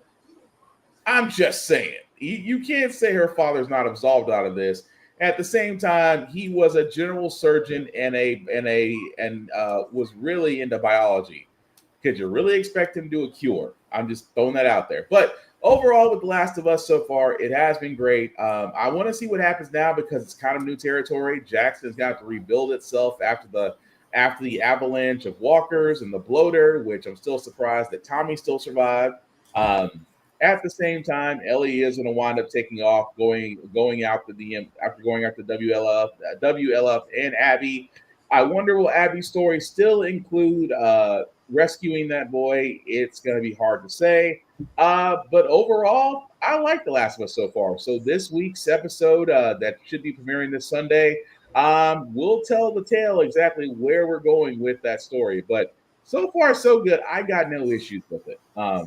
Dina being the one to go with Joel makes more sense because in the game it's just like, hey, I'm gonna put myself and somebody else's unborn child at risk just because I have a crush on Ellie for some reason. But her being there to witness Joel die gives her more motivation. We know Tommy gets himself seriously injured going after Abby, but this at least puts more weight on that decision because the way they handled defense for the city of Jackson, Tommy was an integral part of. Right. So now if Tommy gets hurt, that puts him and his marriage and the town at risk. So the scales and the weights are at least a little bit more balanced, which I can appreciate. Right. I still think Dina going out here is still going to be a stupid decision, especially if it still gets her baby daddy killed for absolutely nothing. I very much can see this being all Ellie's season. Then we get to the confrontation with Abby, their season 3. We'll find out Sunday how they're going to handle moving forward. Oh yeah, I'm looking forward to see how they're going to handle that. The other review we wanted to go after was Doctor Who. I admit I had to do a major catch up because I did not get to really catch up with the Doctor until like last couple of days. So I was able to catch all of season 1 and including season 2. I will say this about this version of the Doctor. They have definitely really stretched out as far as storylines go. Every episode has been great. I am not going to knock that. Every episode that they have has been awesome. There have been some episodes where there have been some questions, but at the same time, they approach those questions very nicely. Great enemies. I did like Maestro. I did like the latest one about the animated toy guy from the Cinema Story. I forgot his name altogether, but and also the fact of just Ruby Sunday. That entire arc of the season 1 was great. So now that we're in season 2, where again he has a new companion, and it's a mystery around her that I'm not 100% sure of as of yet. But I got no complaints about this Doctor Who. I love Nagawa, Mr. Nagawa. Dude Gatwa, thank you. I will pronounce his name one day, I promise. But love his interpretation of the Doctor. Cannot knock it. The fashion sense. I thought I got to see the episode where he was dressed up. I mean, full on afro with the button down. I am not mad about that, sir. But just overall, I got no issues with how they're doing this between Russell T Davies and Stephen Moffat writing the episodes. It's great. I got nothing else I can say about that. But Joe, what about you? Oh, I'm living it. Like, it's a lot of fun. Shooty's a great doctor. I did love the meta commentary on what some Doctor Who fans are like in this current episode. I love that everybody still agrees that Blink is one of the best episodes of Doctor Who of all time, despite the fact that Shooty, like, what about the thing with the spiders? No, still Blink. What about, no, still Blink. So that really made me happy. I do like Chandra. I do want to see why her not being on Earth causes its destruction. I also want to see what's up with the old lady that is constantly breaking the fourth wall. I wonder if she's one of the gods or if she's like the doctor's granddaughter driven completely insane and vengeful. She could be Susan. We don't know. Right. You know, Ruby's coming back this season as well, so that'll be fun. I hope to God, because she is amazing. And their story really isn't done. Also, I just like looking at the actress. I'm not gonna lie. Yeah, I mean, her story really isn't done, especially with the father. But that's a whole other thing. I mean, the thing about her mother and father still is an incomplete story. But I digress. But go ahead. I do look forward to the audio adventures with Shooty, because he seems to come into companions a lot and then loses them quite tragically a lot too. So. And then old girl at the end of every episode, where I'm like, is Death following the Doctor? Because it keeps that's who I was talking about. I wonder if she's like one of the gods that he's been fighting since he took over, or if she's maybe his granddaughter Susan from the original Doctor Who, just left there and completely nuts. That's a good question, because I kept on wondering, like, she appears at the end of every time he leaves. So that, like you said, could be his granddaughter, could be a god that he's fighting. I would almost well, if it is a Gallifreyan, then I'll be surprised. But no, like I said, could be the Master. I mean, could be the Master. It's going to be interesting to see what they come up with for this season. Like I said, if you haven't seen Doctor Who, again, if you have Disney Plus, or if you have BBC iPlayer, definitely recommend watching it. It's been a really great thing to watch so far. Tafara, have you seen Doctor Who episodes, or you need to catch up? I need to catch up. I didn't even know there was a new one out. Okay. That you can do. Joey, other thoughts before we move on? No. Is it episodes, or is it just like really long specials? Episodes. There are Christmas specials, but those are the only. But I mean, they're periodically. Although his Christmas special is pretty cool too. But definitely give that a shot when you get a chance. But yeah, again, can't knock it. Love to see it, and we'll try to actually get reviews on it as it comes out. Now, anime picks, guys. Did you guys want to give updates on things that y'all seen so far? Sure. Fire Force is actually. I'm realizing, right? I think we are very much, final season hitting endgame material. I actually did not read the manga for this. Mm-hmm. So first off, the way the fight ended today with the White Clad, I audibly cackled out loud because of how ridiculous it was. Joe, did you see it? I'm just aware of it because I read the manga. It's been a bit though. I was not expecting it to be that quick, and I'm just like, this is gonna like bounce off of her, right? Nope, just hey, remember we still have these things in the world of all magic and things. A good old 9 will handle it every time. And then there's Arthur, who's like, where have you been? I fell off the car when we left the station.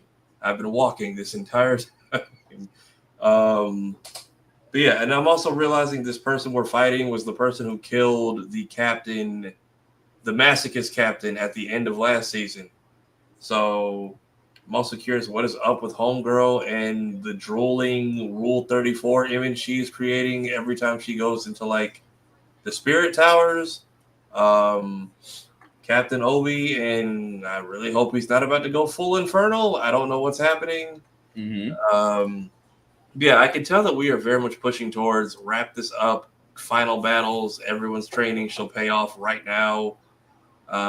Can never be mad when Joker's on screen. That guy is a hilarious character. Vigilante, I like that we're getting like a contained My Hero story. It's not the whole world. It's just, hey, these are just 3 people with regular day jobs in this certain part of town chasing a drug, and these people won't leave this college kid's apartment alone. Nice. Well, Joe, we'll go over your anime picks.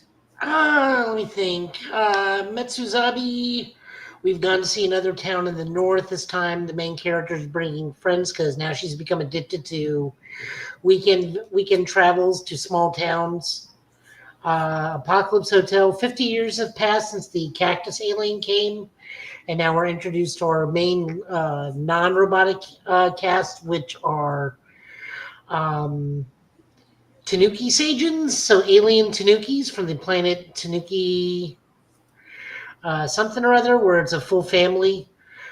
We get also a minor horrifying image because they learn about human culture from a human ship, and we do see what is become of that space crew, both as a small scene there and a horrifying scene at the end of the episode as an eye catch. So there's still scenes like, no, humanity's not coming back.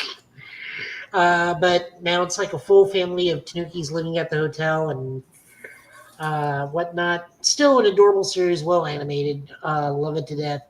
Forget what my third was, though. I'll be honest, because I'm watching a little bit of everything. I will say G-Quacks is still going good. Okay. Gundam be Gundaming, and I still gotta watch that. It's so weird. They give a really good second episode, which is the alternate history of the first episode of Gundam and all the stuff that happens. Like for the full 1 year war, they give like small bits of it. I'm kind of bummed. My favorite Zeon General still dies, but you know what are you gonna do? And then just daily life for this poor child who's now saddled with a Gundam and meets a dude who's also a new type who's got another Gundam. And apparently this is not our only Gundam this year. They just announced we're getting a new one in the fall. Yeah. Mobile Suit Gundam 8, which is set in a post-apocalyptic future. Okay, so it's gonna where's that fall in the UC, or does it fall in the We UC? don't know if it's UC or not yet. We only know that it's set in a post-apocalyptic future. And let me see if I can't find anything else. But other than that, what was it? Because I know I had a third one I've been watching. No, Dude got reincarnated as an evil space pirate, got postponed for a while. I'll have to pull it up. Okay. Well, why are you doing that? Like 8 billion things. Okay, there we go. Mobile Suit Gundam finally revealed. New series coming out. There it is. Literally from yesterday. Okay. Finally give the fans of the new Gundam. Oh, it's a new Gundam manga. Okay, I thought it was an anime series. That's on me. No, you're good. Mobile Suit Gundam 8 was announced in 2021. Its publication is going to be starting in Gundam Ace June 26th, so to complete with a high grade model. I mean, just from the picture alone, it looks like it's an anime, so that's on me. No, you're good. I was gonna say about mine. If you haven't seen Lazarus on Adult Swim, highly recommend that you do. 2 episodes in, I think the third one is coming out tomorrow. It is Cowboy Bebop meets Outlaw Star, so I would highly recommend that if you were on the fence about that one. Also, Sora the Demon Hunter, also good. It should have a 4th episode coming out tomorrow, as well as that. It is a little bit different. It's like how can I put this Sora the Demon Slayer? It's kind of like Samurai Champloo without the beats. So it's the action is still there, and the story is getting interesting as it's picking up in episode 4. Highly would recommend those. I forgot what third anime I have, but those are 2 ones I can speak on right now that are just really worth watching. So, of course, if you do want to watch Sora the Demon Hunter, unfortunately, you either have to go through Prime or High Dive. Respectfully, High Dive, because High Dive has got a priority on that. But definitely check that out when you get a chance. But Joe, what else were you going to say?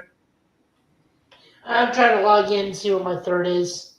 Oh, okay. But beyond that, as Joe's going to that one, because I know I didn't want to say Tafari while Joe's looking up his third, sir. Congratulations are in order to you, because I know we've said it multiple times. But we're definitely going to say it here because you should get your flowers for Tafari TV. 17 years. This man had an idea long before any of us did to open a YouTube channel, and for 17 years have been giving content, and you are being recognized for it, sir. So just wanted to give you your flowers on that for your YouTube channel. Your YouTube channel has been around longer than most cars, appliances, and probably relationships. But But yes, sir. I mean, while Joe's looking that up, I gotta ask, when did you come up with the idea to do a YouTube channel? Because I know your article, which is also being shared on my Facebook.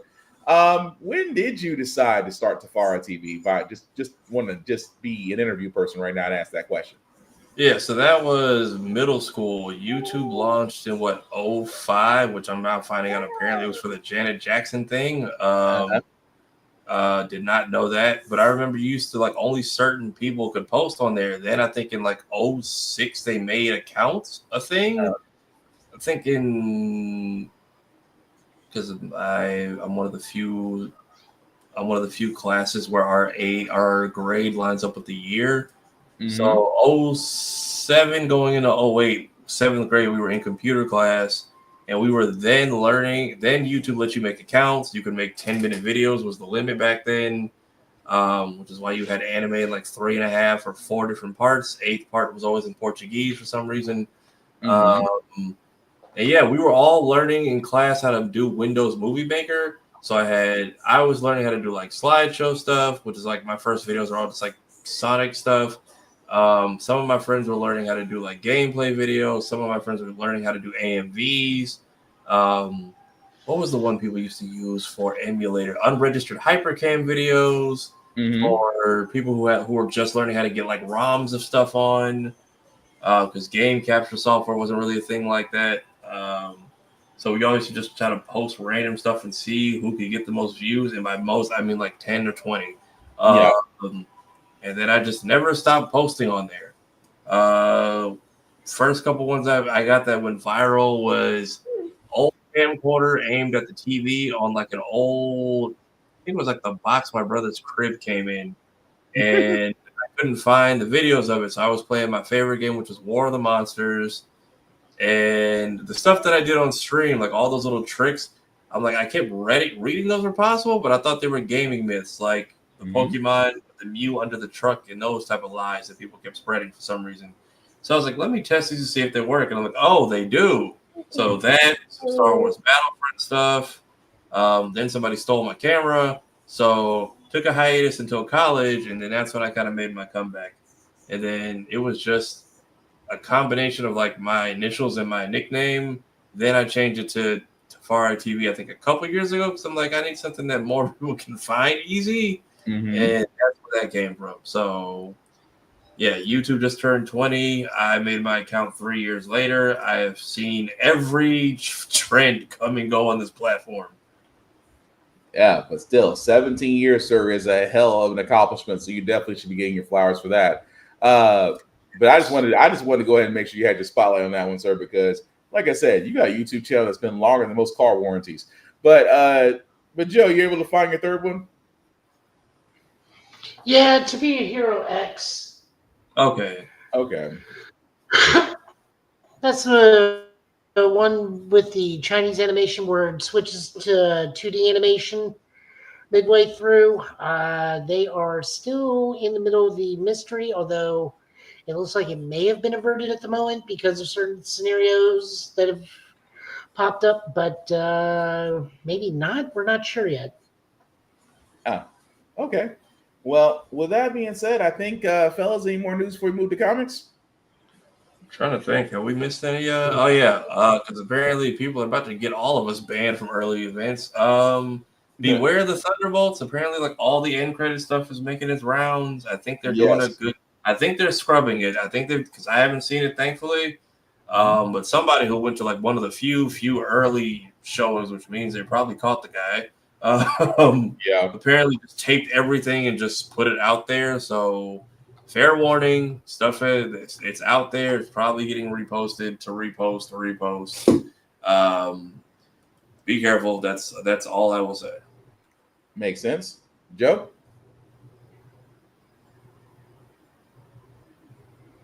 No, I don't think I have anything. Okay. Well, with that being said, I think we can go and move on to comics. Before we do get to our comic pool, we do want to let people know two things. May 3rd, guys, is Free Comic Book Day, especially for us here in the Middle Tennessee area at Rick's Comic City. Come next Saturday, which is May 3rd, you can come to Rick's Comic City And you too can actually bring your kids, bring everybody, because why? Free Comic Book Day is where you can actually get free comics. It is a come one, come all, and I know at Rick's Comics City they usually have an abundance. But still a good time to come down to your local comic book store, Nashville's #1 place for comic books, to get comic books, mangas, things of that nature, but also free comics. So definitely come down to Rick's Comics City. There are 2 locations, Nashville and Clarksville. You can definitely check them out. Also check them out on rickscomiccity.com. And again, May 3rd is Free Comic Book Day. That is for every place that has comic books, not just Rick's Comic Book City, but definitely check them out, have some fun, and hey, get to have an experience. But also support your local libraries, support your local comic stores, support your local bookstores. They need our patronage more than Amazon, more than Barnes & Noble. Why? Because these are standing places where you're not just going to get your favorite comics or mangas, you are going to have an experience. Same way with libraries, guys. Books are getting banned left and right from school libraries, but public libraries remain untouched. So again, guys, and libraries do carry the most up-to-date mangas, comics, and video games. So definitely check them out. Hey, Laney, what's good, y'all? Hey, Sora. But with that being said, guys, again, support your local comic book stores, support your local libraries. Enjoy Free Comic Book Day next Saturday, guys. Trust me. Oh, yeah, that is coming up. You guys will have a much better time getting a free comic than y'all did getting a Switch 2 last night. Right, because even though Switch pre-orders have now been said and gone, trust me, I follow that because, again, people are worried about the tariffs, but come to find out that's not going to be a problem anymore somehow, some way. But yeah, again, Free Comic Book Day. You can't beat free comics with a stick. That's all I'm saying. I usually take my boys to Free Comic Book Day, and usually I occasionally run into Joe and the others at Rick's Comic City, so they can all attest. It's always a good time on Free Comic Book Day, especially for seeing people that's never seen a comic for the first time get involved. And it's always fun to see it, read it, again, enjoy it. It's an experience. That's what I'm saying. But with that being said, Joe, just let me know when you're ready to pull up the comics, and we'll go from there. I'm trying to think of anything else that we missed. Oh, WrestleMania. I'm not sure what happened with WrestleMania because, I mean, it was great. I did love the fact of NXT Stand and Deliver. Stand and Deliver was awesome. WrestleMania Night 1 was actually good. Say what? Say what, Joe? Oh, I was saying hi to Laney. Oh, my bad. So, but yeah, Night 1 of WrestleMania was actually good. Night 2 just seemed to have some issues. So specifically around the Cena Rhodes, it just, I don't know what about it. It just felt completely flat. It just felt like, you know, the crowd was out of it. And don't get me wrong, heel Cena has been great. This man has done very little, but yet his impact has been great as far as what he's done so far. But also the problem with the big thing everybody was complaining about was that The Rock was not there. Now, my whole thing is, for most storylines, if you're going to involve to where you basically put Dark Cena on the map, and you give us Travis Scott, who's about as intimidating as wet toilet paper to anybody, and you have him box spots, which I did not know this, but apparently Travis Scott is being trained by Booker T. So I don't know if that's an insult or a compliment, because Booker T is a very renowned wrestler and a five-time world champion. But yeah, Travis Scott, I can't see that. But it just fell flat around Night 2 around WrestleMania, and you can tell just that they could have done more of that match, considering the last time that Cena and Rhodes did actually wrestle, it was when Rhodes was Stardust. And that was a way better match on SmackDown than it was watching it as a PLE event. That's just me. Yes, Obi. Hi, Obi. What's wrong? Talk to him, Obi. You didn't like WrestleMania either? You didn't like WrestleMania either? You didn't? Well, what else? You just have a lot to say right now? And now you're silent. Now you're silent. Oh, boy. Now you're silent. Well, I guess outside of that, Tafara, I know that you were streaming Sonic earlier today, right? Yeah, Sonic Adventure. I was going to say, because the first time I saw it, I was like, did something happen? Because I was like, you dropped off the map and it went back to the title screen. Yeah, when that game, when you die and lose all your lives, it just says, we're going to send you back to the beginning in case you want to make some other decisions of levels to play. But that's it. It'll just take you back to title screen, and then you can just go back where you died. That's 2001 gaming for you. Okay, because I was wondering for a second, like, I was sitting there watching, like, did he just drop off and it just reset? Or I was like, oh, he just ran out of lives. Yeah, no, run out of lives, back to the title screen, and make you do level select again for no reason. Ah, gotcha. Okay, Joe, I see you're up, sir. So whenever you're ready.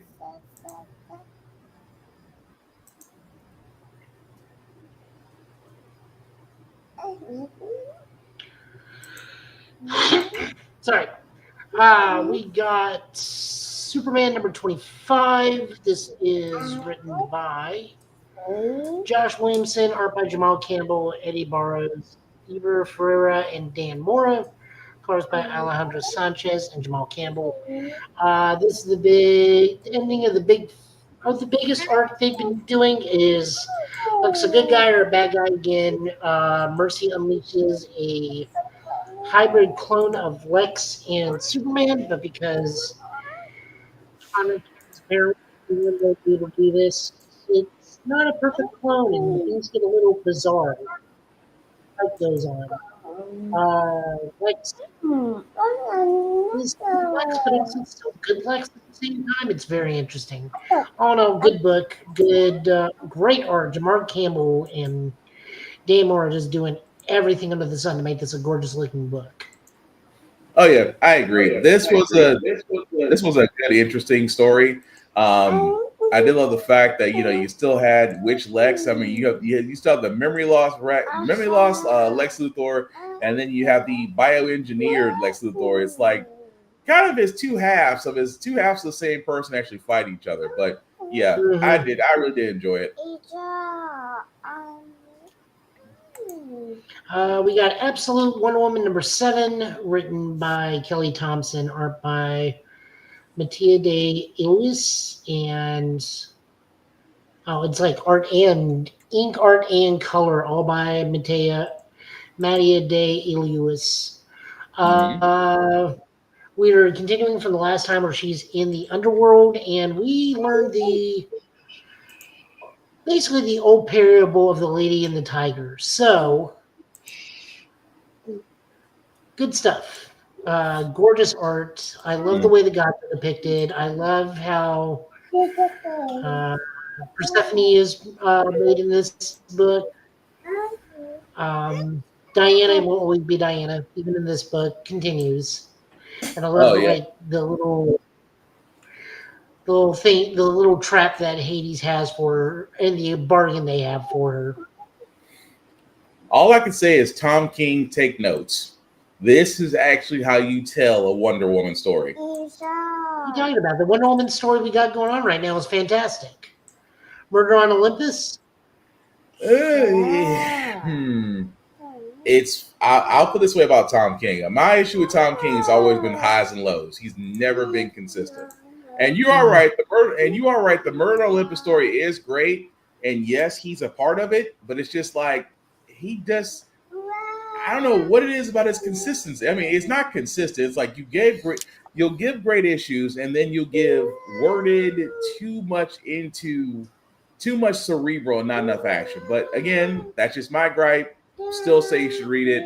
Absolute Wonder Woman, this issue was definitely great. I couldn't knock that. I loved it.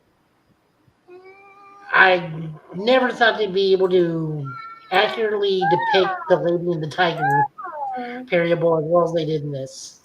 Right. Plus, I love the little Diana stuff afterwards, where it's Kid Diana in hell with all these creatures. And just treat it like a Mr. Rogers if Mr. Rogers was the underworld? Yeah. Yeah, they're all the pets. It's hilarious. I love it so much. Did I not put that in? Huh. Super weird. So I think we're missing a book, which should be Green Lantern number 22. We will just stick on Wonder Woman because for some reason I guess it didn't catch when I downloaded them.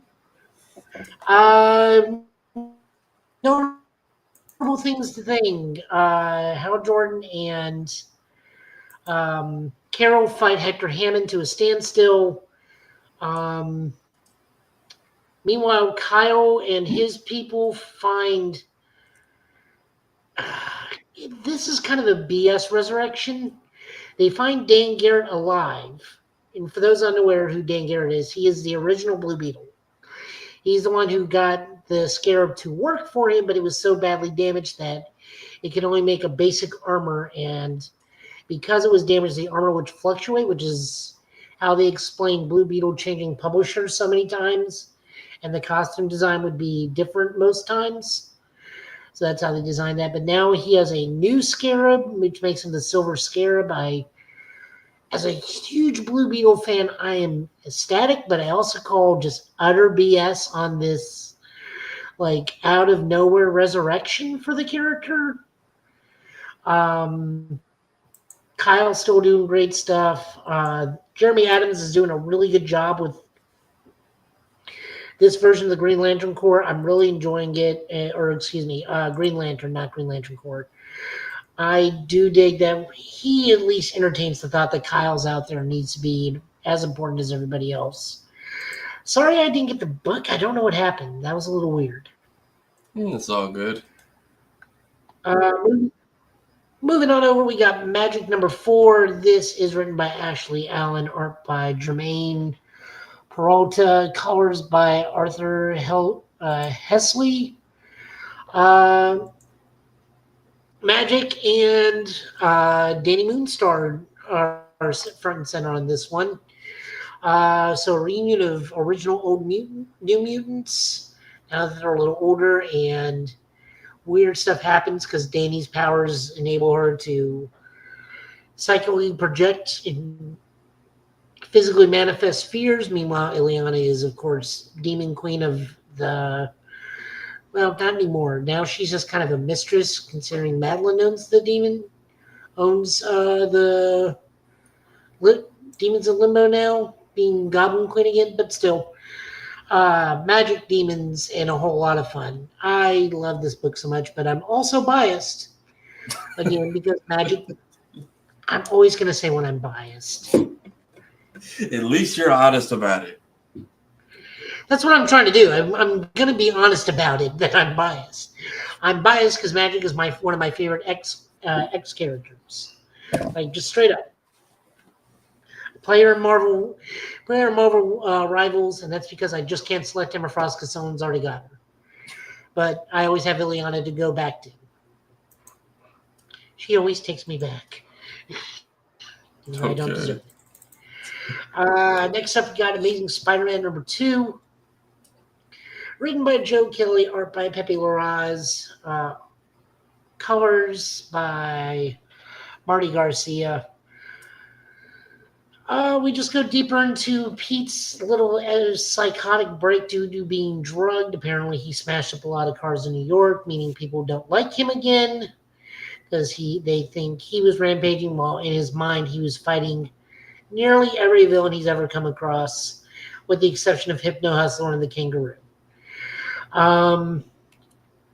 More just personal life stuff happens. His boss does not at the Rand Corporation because now he's working for Iron Fist's company. Okay. So he works at the Rand Corporation, and his boss is just like, yeah, I know you're faking all your needing to use the bathroom in your IBS. Nothing was on that in any of your previous job experiments, and you didn't fill out any of the necessary paperwork or tell us in your resume about any sort of medical problems. So anytime you need to get away, you're full of BS, and this will cost you your job if you're not careful. Pete is like, great.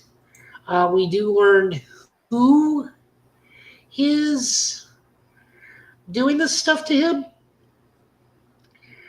It is very bizarre, and I thought this was a character that only could appear in the Spider-Man Deadpool team-up comics, but they're here, so more power to them.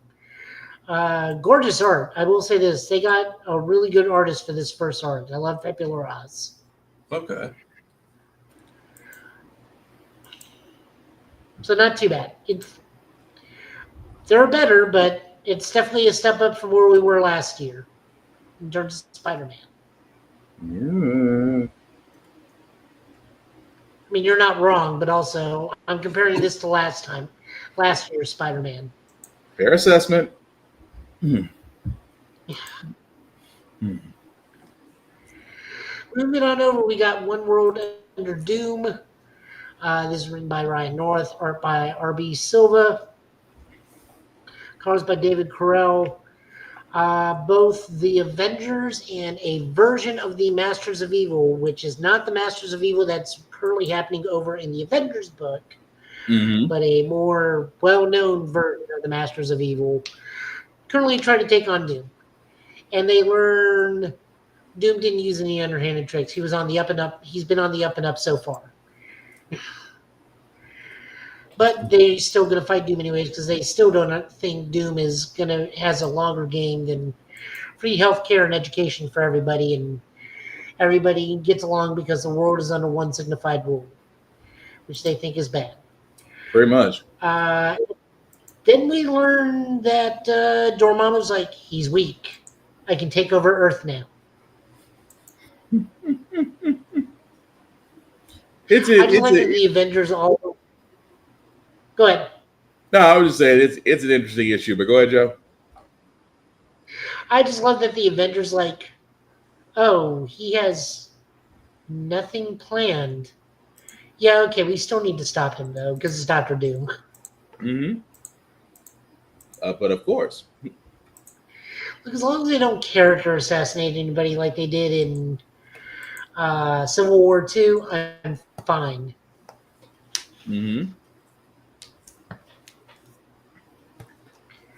Moving on over to Predator versus Spider-Man. This is written by Benjamin Percy, pencils by Marcelo Ferreira, inker by Jay Liston, colors by Frank DiMattia. So yeah, the Predator invades the Marvel Universe almost around the same time Godzilla's dealing with the Marvel Universe. This is actually kind of everything we were hoping for from when we heard about this title. Spider-Man is involved, but not directly involved yet.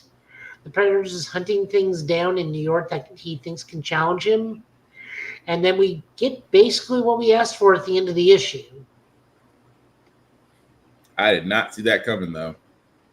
Oh, I did. I just didn't think it'd be the first issue. I thought he would have come in a little bit later. Fair. But no, Kraven's in town hunting the Predator, and he's going to hunt the Predator. Yep. This Predator is weird because he's taking people's faces and wearing them. Yeah. That's new. That was weird. But different Predators. So yeah, no, recommend this book. This is, like I said, everything we were hoping for when we heard this announced, because we had like a small list of things we wanted to see from this Predator. True. Also, I love that New York's in a blackout, and the Daily Bugle has to run papers the old way and sell papers the old way.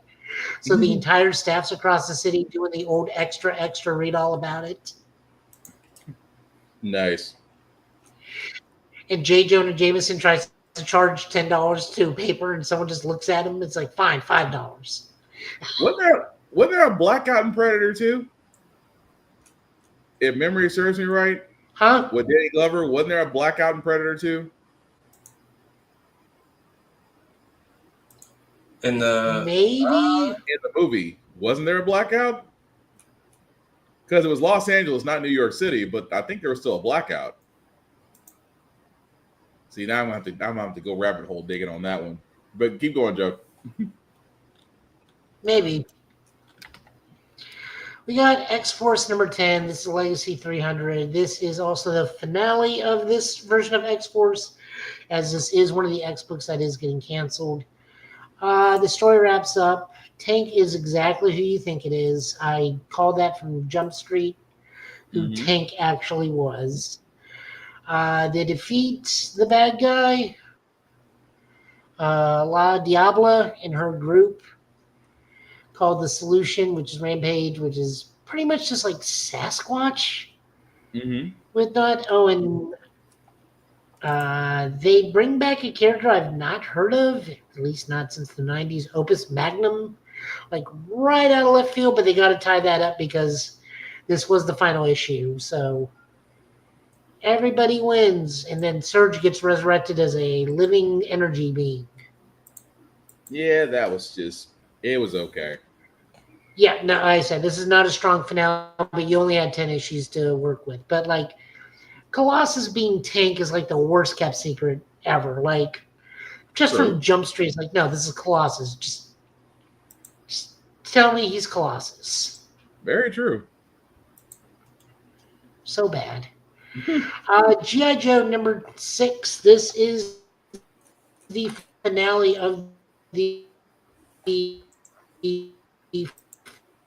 first arc. This cover actually doesn't lie that much. Cobra Commander do have a big fight, and Cobra Commander pretty much wins out over Duke if Duke did not have the luck of the devil. Yeah. Literally. Oh, also a Transformer appears at the end. Which is basically them going finally into the story that just been sitting in the background. I was really happy it was Hound too, because it's like anybody that's going to be on an army base in a G.I. Joe team, it should be Hound. Mm-hmm. Hound or Warpath. Hound or Warpath. And then Cobra Commander shows Desper's like, so here's what we're working with, really. And it's just Megatron. Mm-hmm. Which I don't know how far out of date this is, because Megatron's currently out on the loose in Seattle. Well, yeah, it's a part of the Energon universe story, Lady, to where basically it's telling the link between G.I. Joe and the Transformers. And this is a Cobra Commander that's a super competent actual threat Cobra Commander, not cowardly Cobra Commander. Like, he will legit get his hands on stuff. He's got no problem throwing hands. Yeah. But still, he's given a couple of the Dreadnoughts PTSD. I mean, well, yeah, because now this was written by Josh Williamson, art by Tom Riley, and colors by Jordi Belair. Yeah, they're trying to do this as a movie. Yeah, they're trying to do this as a movie. Yeah, they are. They're tying in G.I. Joe and the Transformers in the Hasbro universe. So yeah, they're trying to tie it in that way. But thank you, Joe. They're also trying to tie in Mask. I would love to see them try. I'm not gonna lie, I would love to see them try to tie that in. Retro engineered Cybertronian technology on vehicles so they can transform into other vehicles. I could see it. I could see it. They got to make that. They got to make that work somehow. But that's our comics. So with that being said, before we sign off, I usually start with the man, the myth, the legend, Tafari. You want to let people know what you're doing, sir? Trying to figure out what I'm streaming. I run out of games to play. I finished South of Midnight, and I finished The Walking Dead as a franchise this week. So Sonic was just a random play for today. Maybe I'll finally go through Sonic Colors or Pokemon Snap or Metal Arms Glitch in the System has been calling me for the PS2. Because I have it on GameCube, ran through that plenty of times. I thought the PS2 copy was a fever dream until I found it recently. Mm-hmm. So I might go with that for a little while. Keep telling you need to buy Hulk Ultimate Destruction. Yeah, I might go pick that up. I don't know why I tried playing OG Hulk from 03, and that took me like 4 hours one night. Kingdom Hearts. You know what? I do have Melody of Memory, and I do have the 2.8 here that I haven't. Actually, I beat Melody of Memory, but God, that game will get you flagged just for going to the title screen. Mm-hmm. I have the 2.8. That's the only one I haven't beat on my own PlayStation. Maybe I might do that one. I'm not sure. Or I could try the DLC for 3 because apparently that one's still dog walking me. Maybe I might do that. As far as everything else, yeah, videos out on the page. Skits getting posted here and there. Working on some other projects. Thank you again to the people who invited me out to Sinners and The Amateur. Those movies are out. Please go see them. Other than that, not much. You'll see in due time. Whenever I am inspired, you will see things from me. All right. Thank you for that, sir. Joe, let people know what you're doing, sir.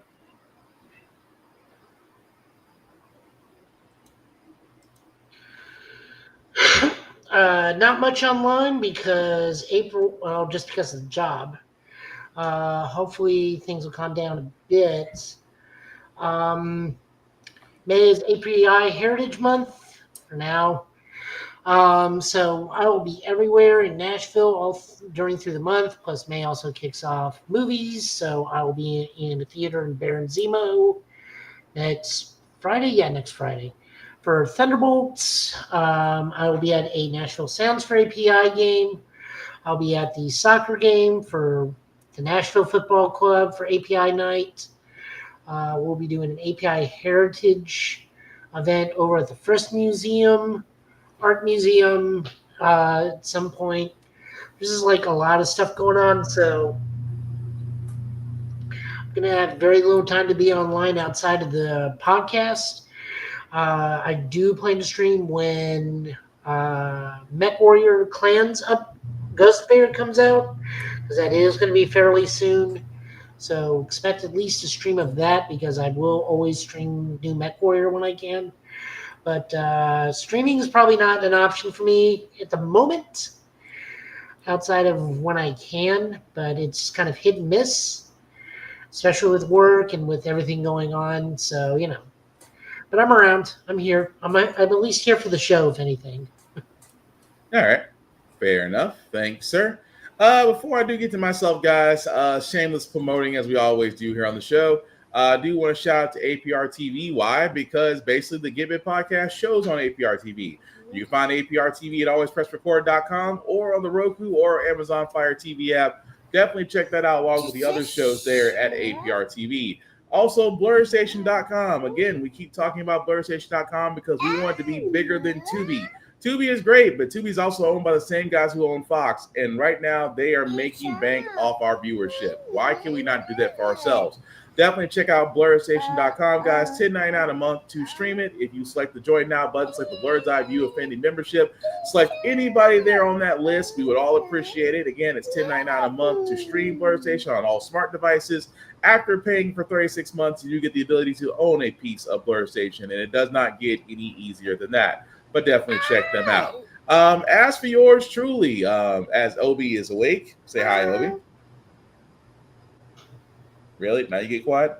As for me, guys, of course, check out the Get Bit podcast on all socials, on Facebook, YouTube, Twitch, Instagram. It is everywhere. We try to build up that page as we go. We'll do more so in the future. Myself, Black_Spartan615. You can also follow me on the socials. Just be nice, be kind. Don't be weird. I won't have to block you and call you a dick. Of course, for myself, guys, still covering How the Frack We Got here every Wednesday at 7 p.m., whatever Agent F47 and his group are doing. And, of course, the Get Bit podcast every Friday at 8:30-ish. Tonight, I will be back to streaming Expedition 33. I did start a little bit past midnight last night. So if you are up, like I will be up, because if you got kids and kids that don't believe in sleep, that's usually me. Definitely check me out on Twitch or on YouTube. As I will be starting my first run of Expedition 33. And so far, it's actually pretty fun.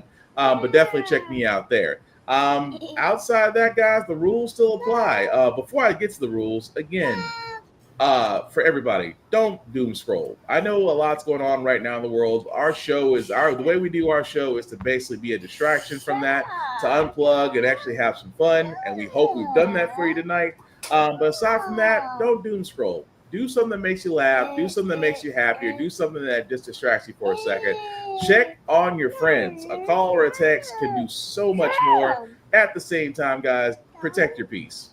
Look, it's going to be a rough, it's going to be a long time, but what we can do in that time matters, not only on the mental side of things, but also on the physical. So again, take care of yourselves. Don't doom scroll. Protect your peace. Check on your people. You will be a lot better off in the long run. Now, the rules I still have, because, again, cons are coming back up. First and foremost, respect the cosplayer at all times. Cosplay is not consent. Please treat people like human beings. It's not that freaking hard. At the same time, guys, please wash your behind. I usually say wash your A, but my son is a walking tape recorder, and I don't need my 2-year-old going around repeating what I'm saying right now. So please, hygiene is important, whether you're going to cons or just outside, especially with cold and flu season going around. Clean clothes, clean hair, clean hygiene. It's not that freaking hard. And the same rule for number 3, the same rule that I have for myself as everybody else. In a world that is cold, that is cruel, be nice, be kind, talk and share your fandoms. Please don't be a dick, and we'll all be cool. But we will hopefully be back here, guys. Same Get Bit time, same Get Bit channel next Friday with the news that's coming out. But like I said, take time for yourselves, have fun, check on your people, have some food.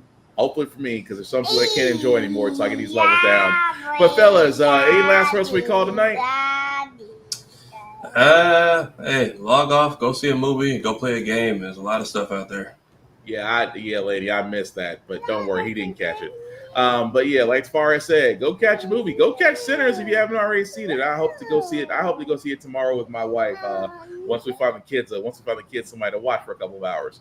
But like we said, have fun, protect your peace. We gonna be all right. I've been Will. He's been Tafari. He's been Joe. This has been the Give It Podcast, guys. Thank you all for watching, for liking, for letting people know it's live. We appreciate it. Again, protect your peace. Have fun. Don't be a dick. We're out.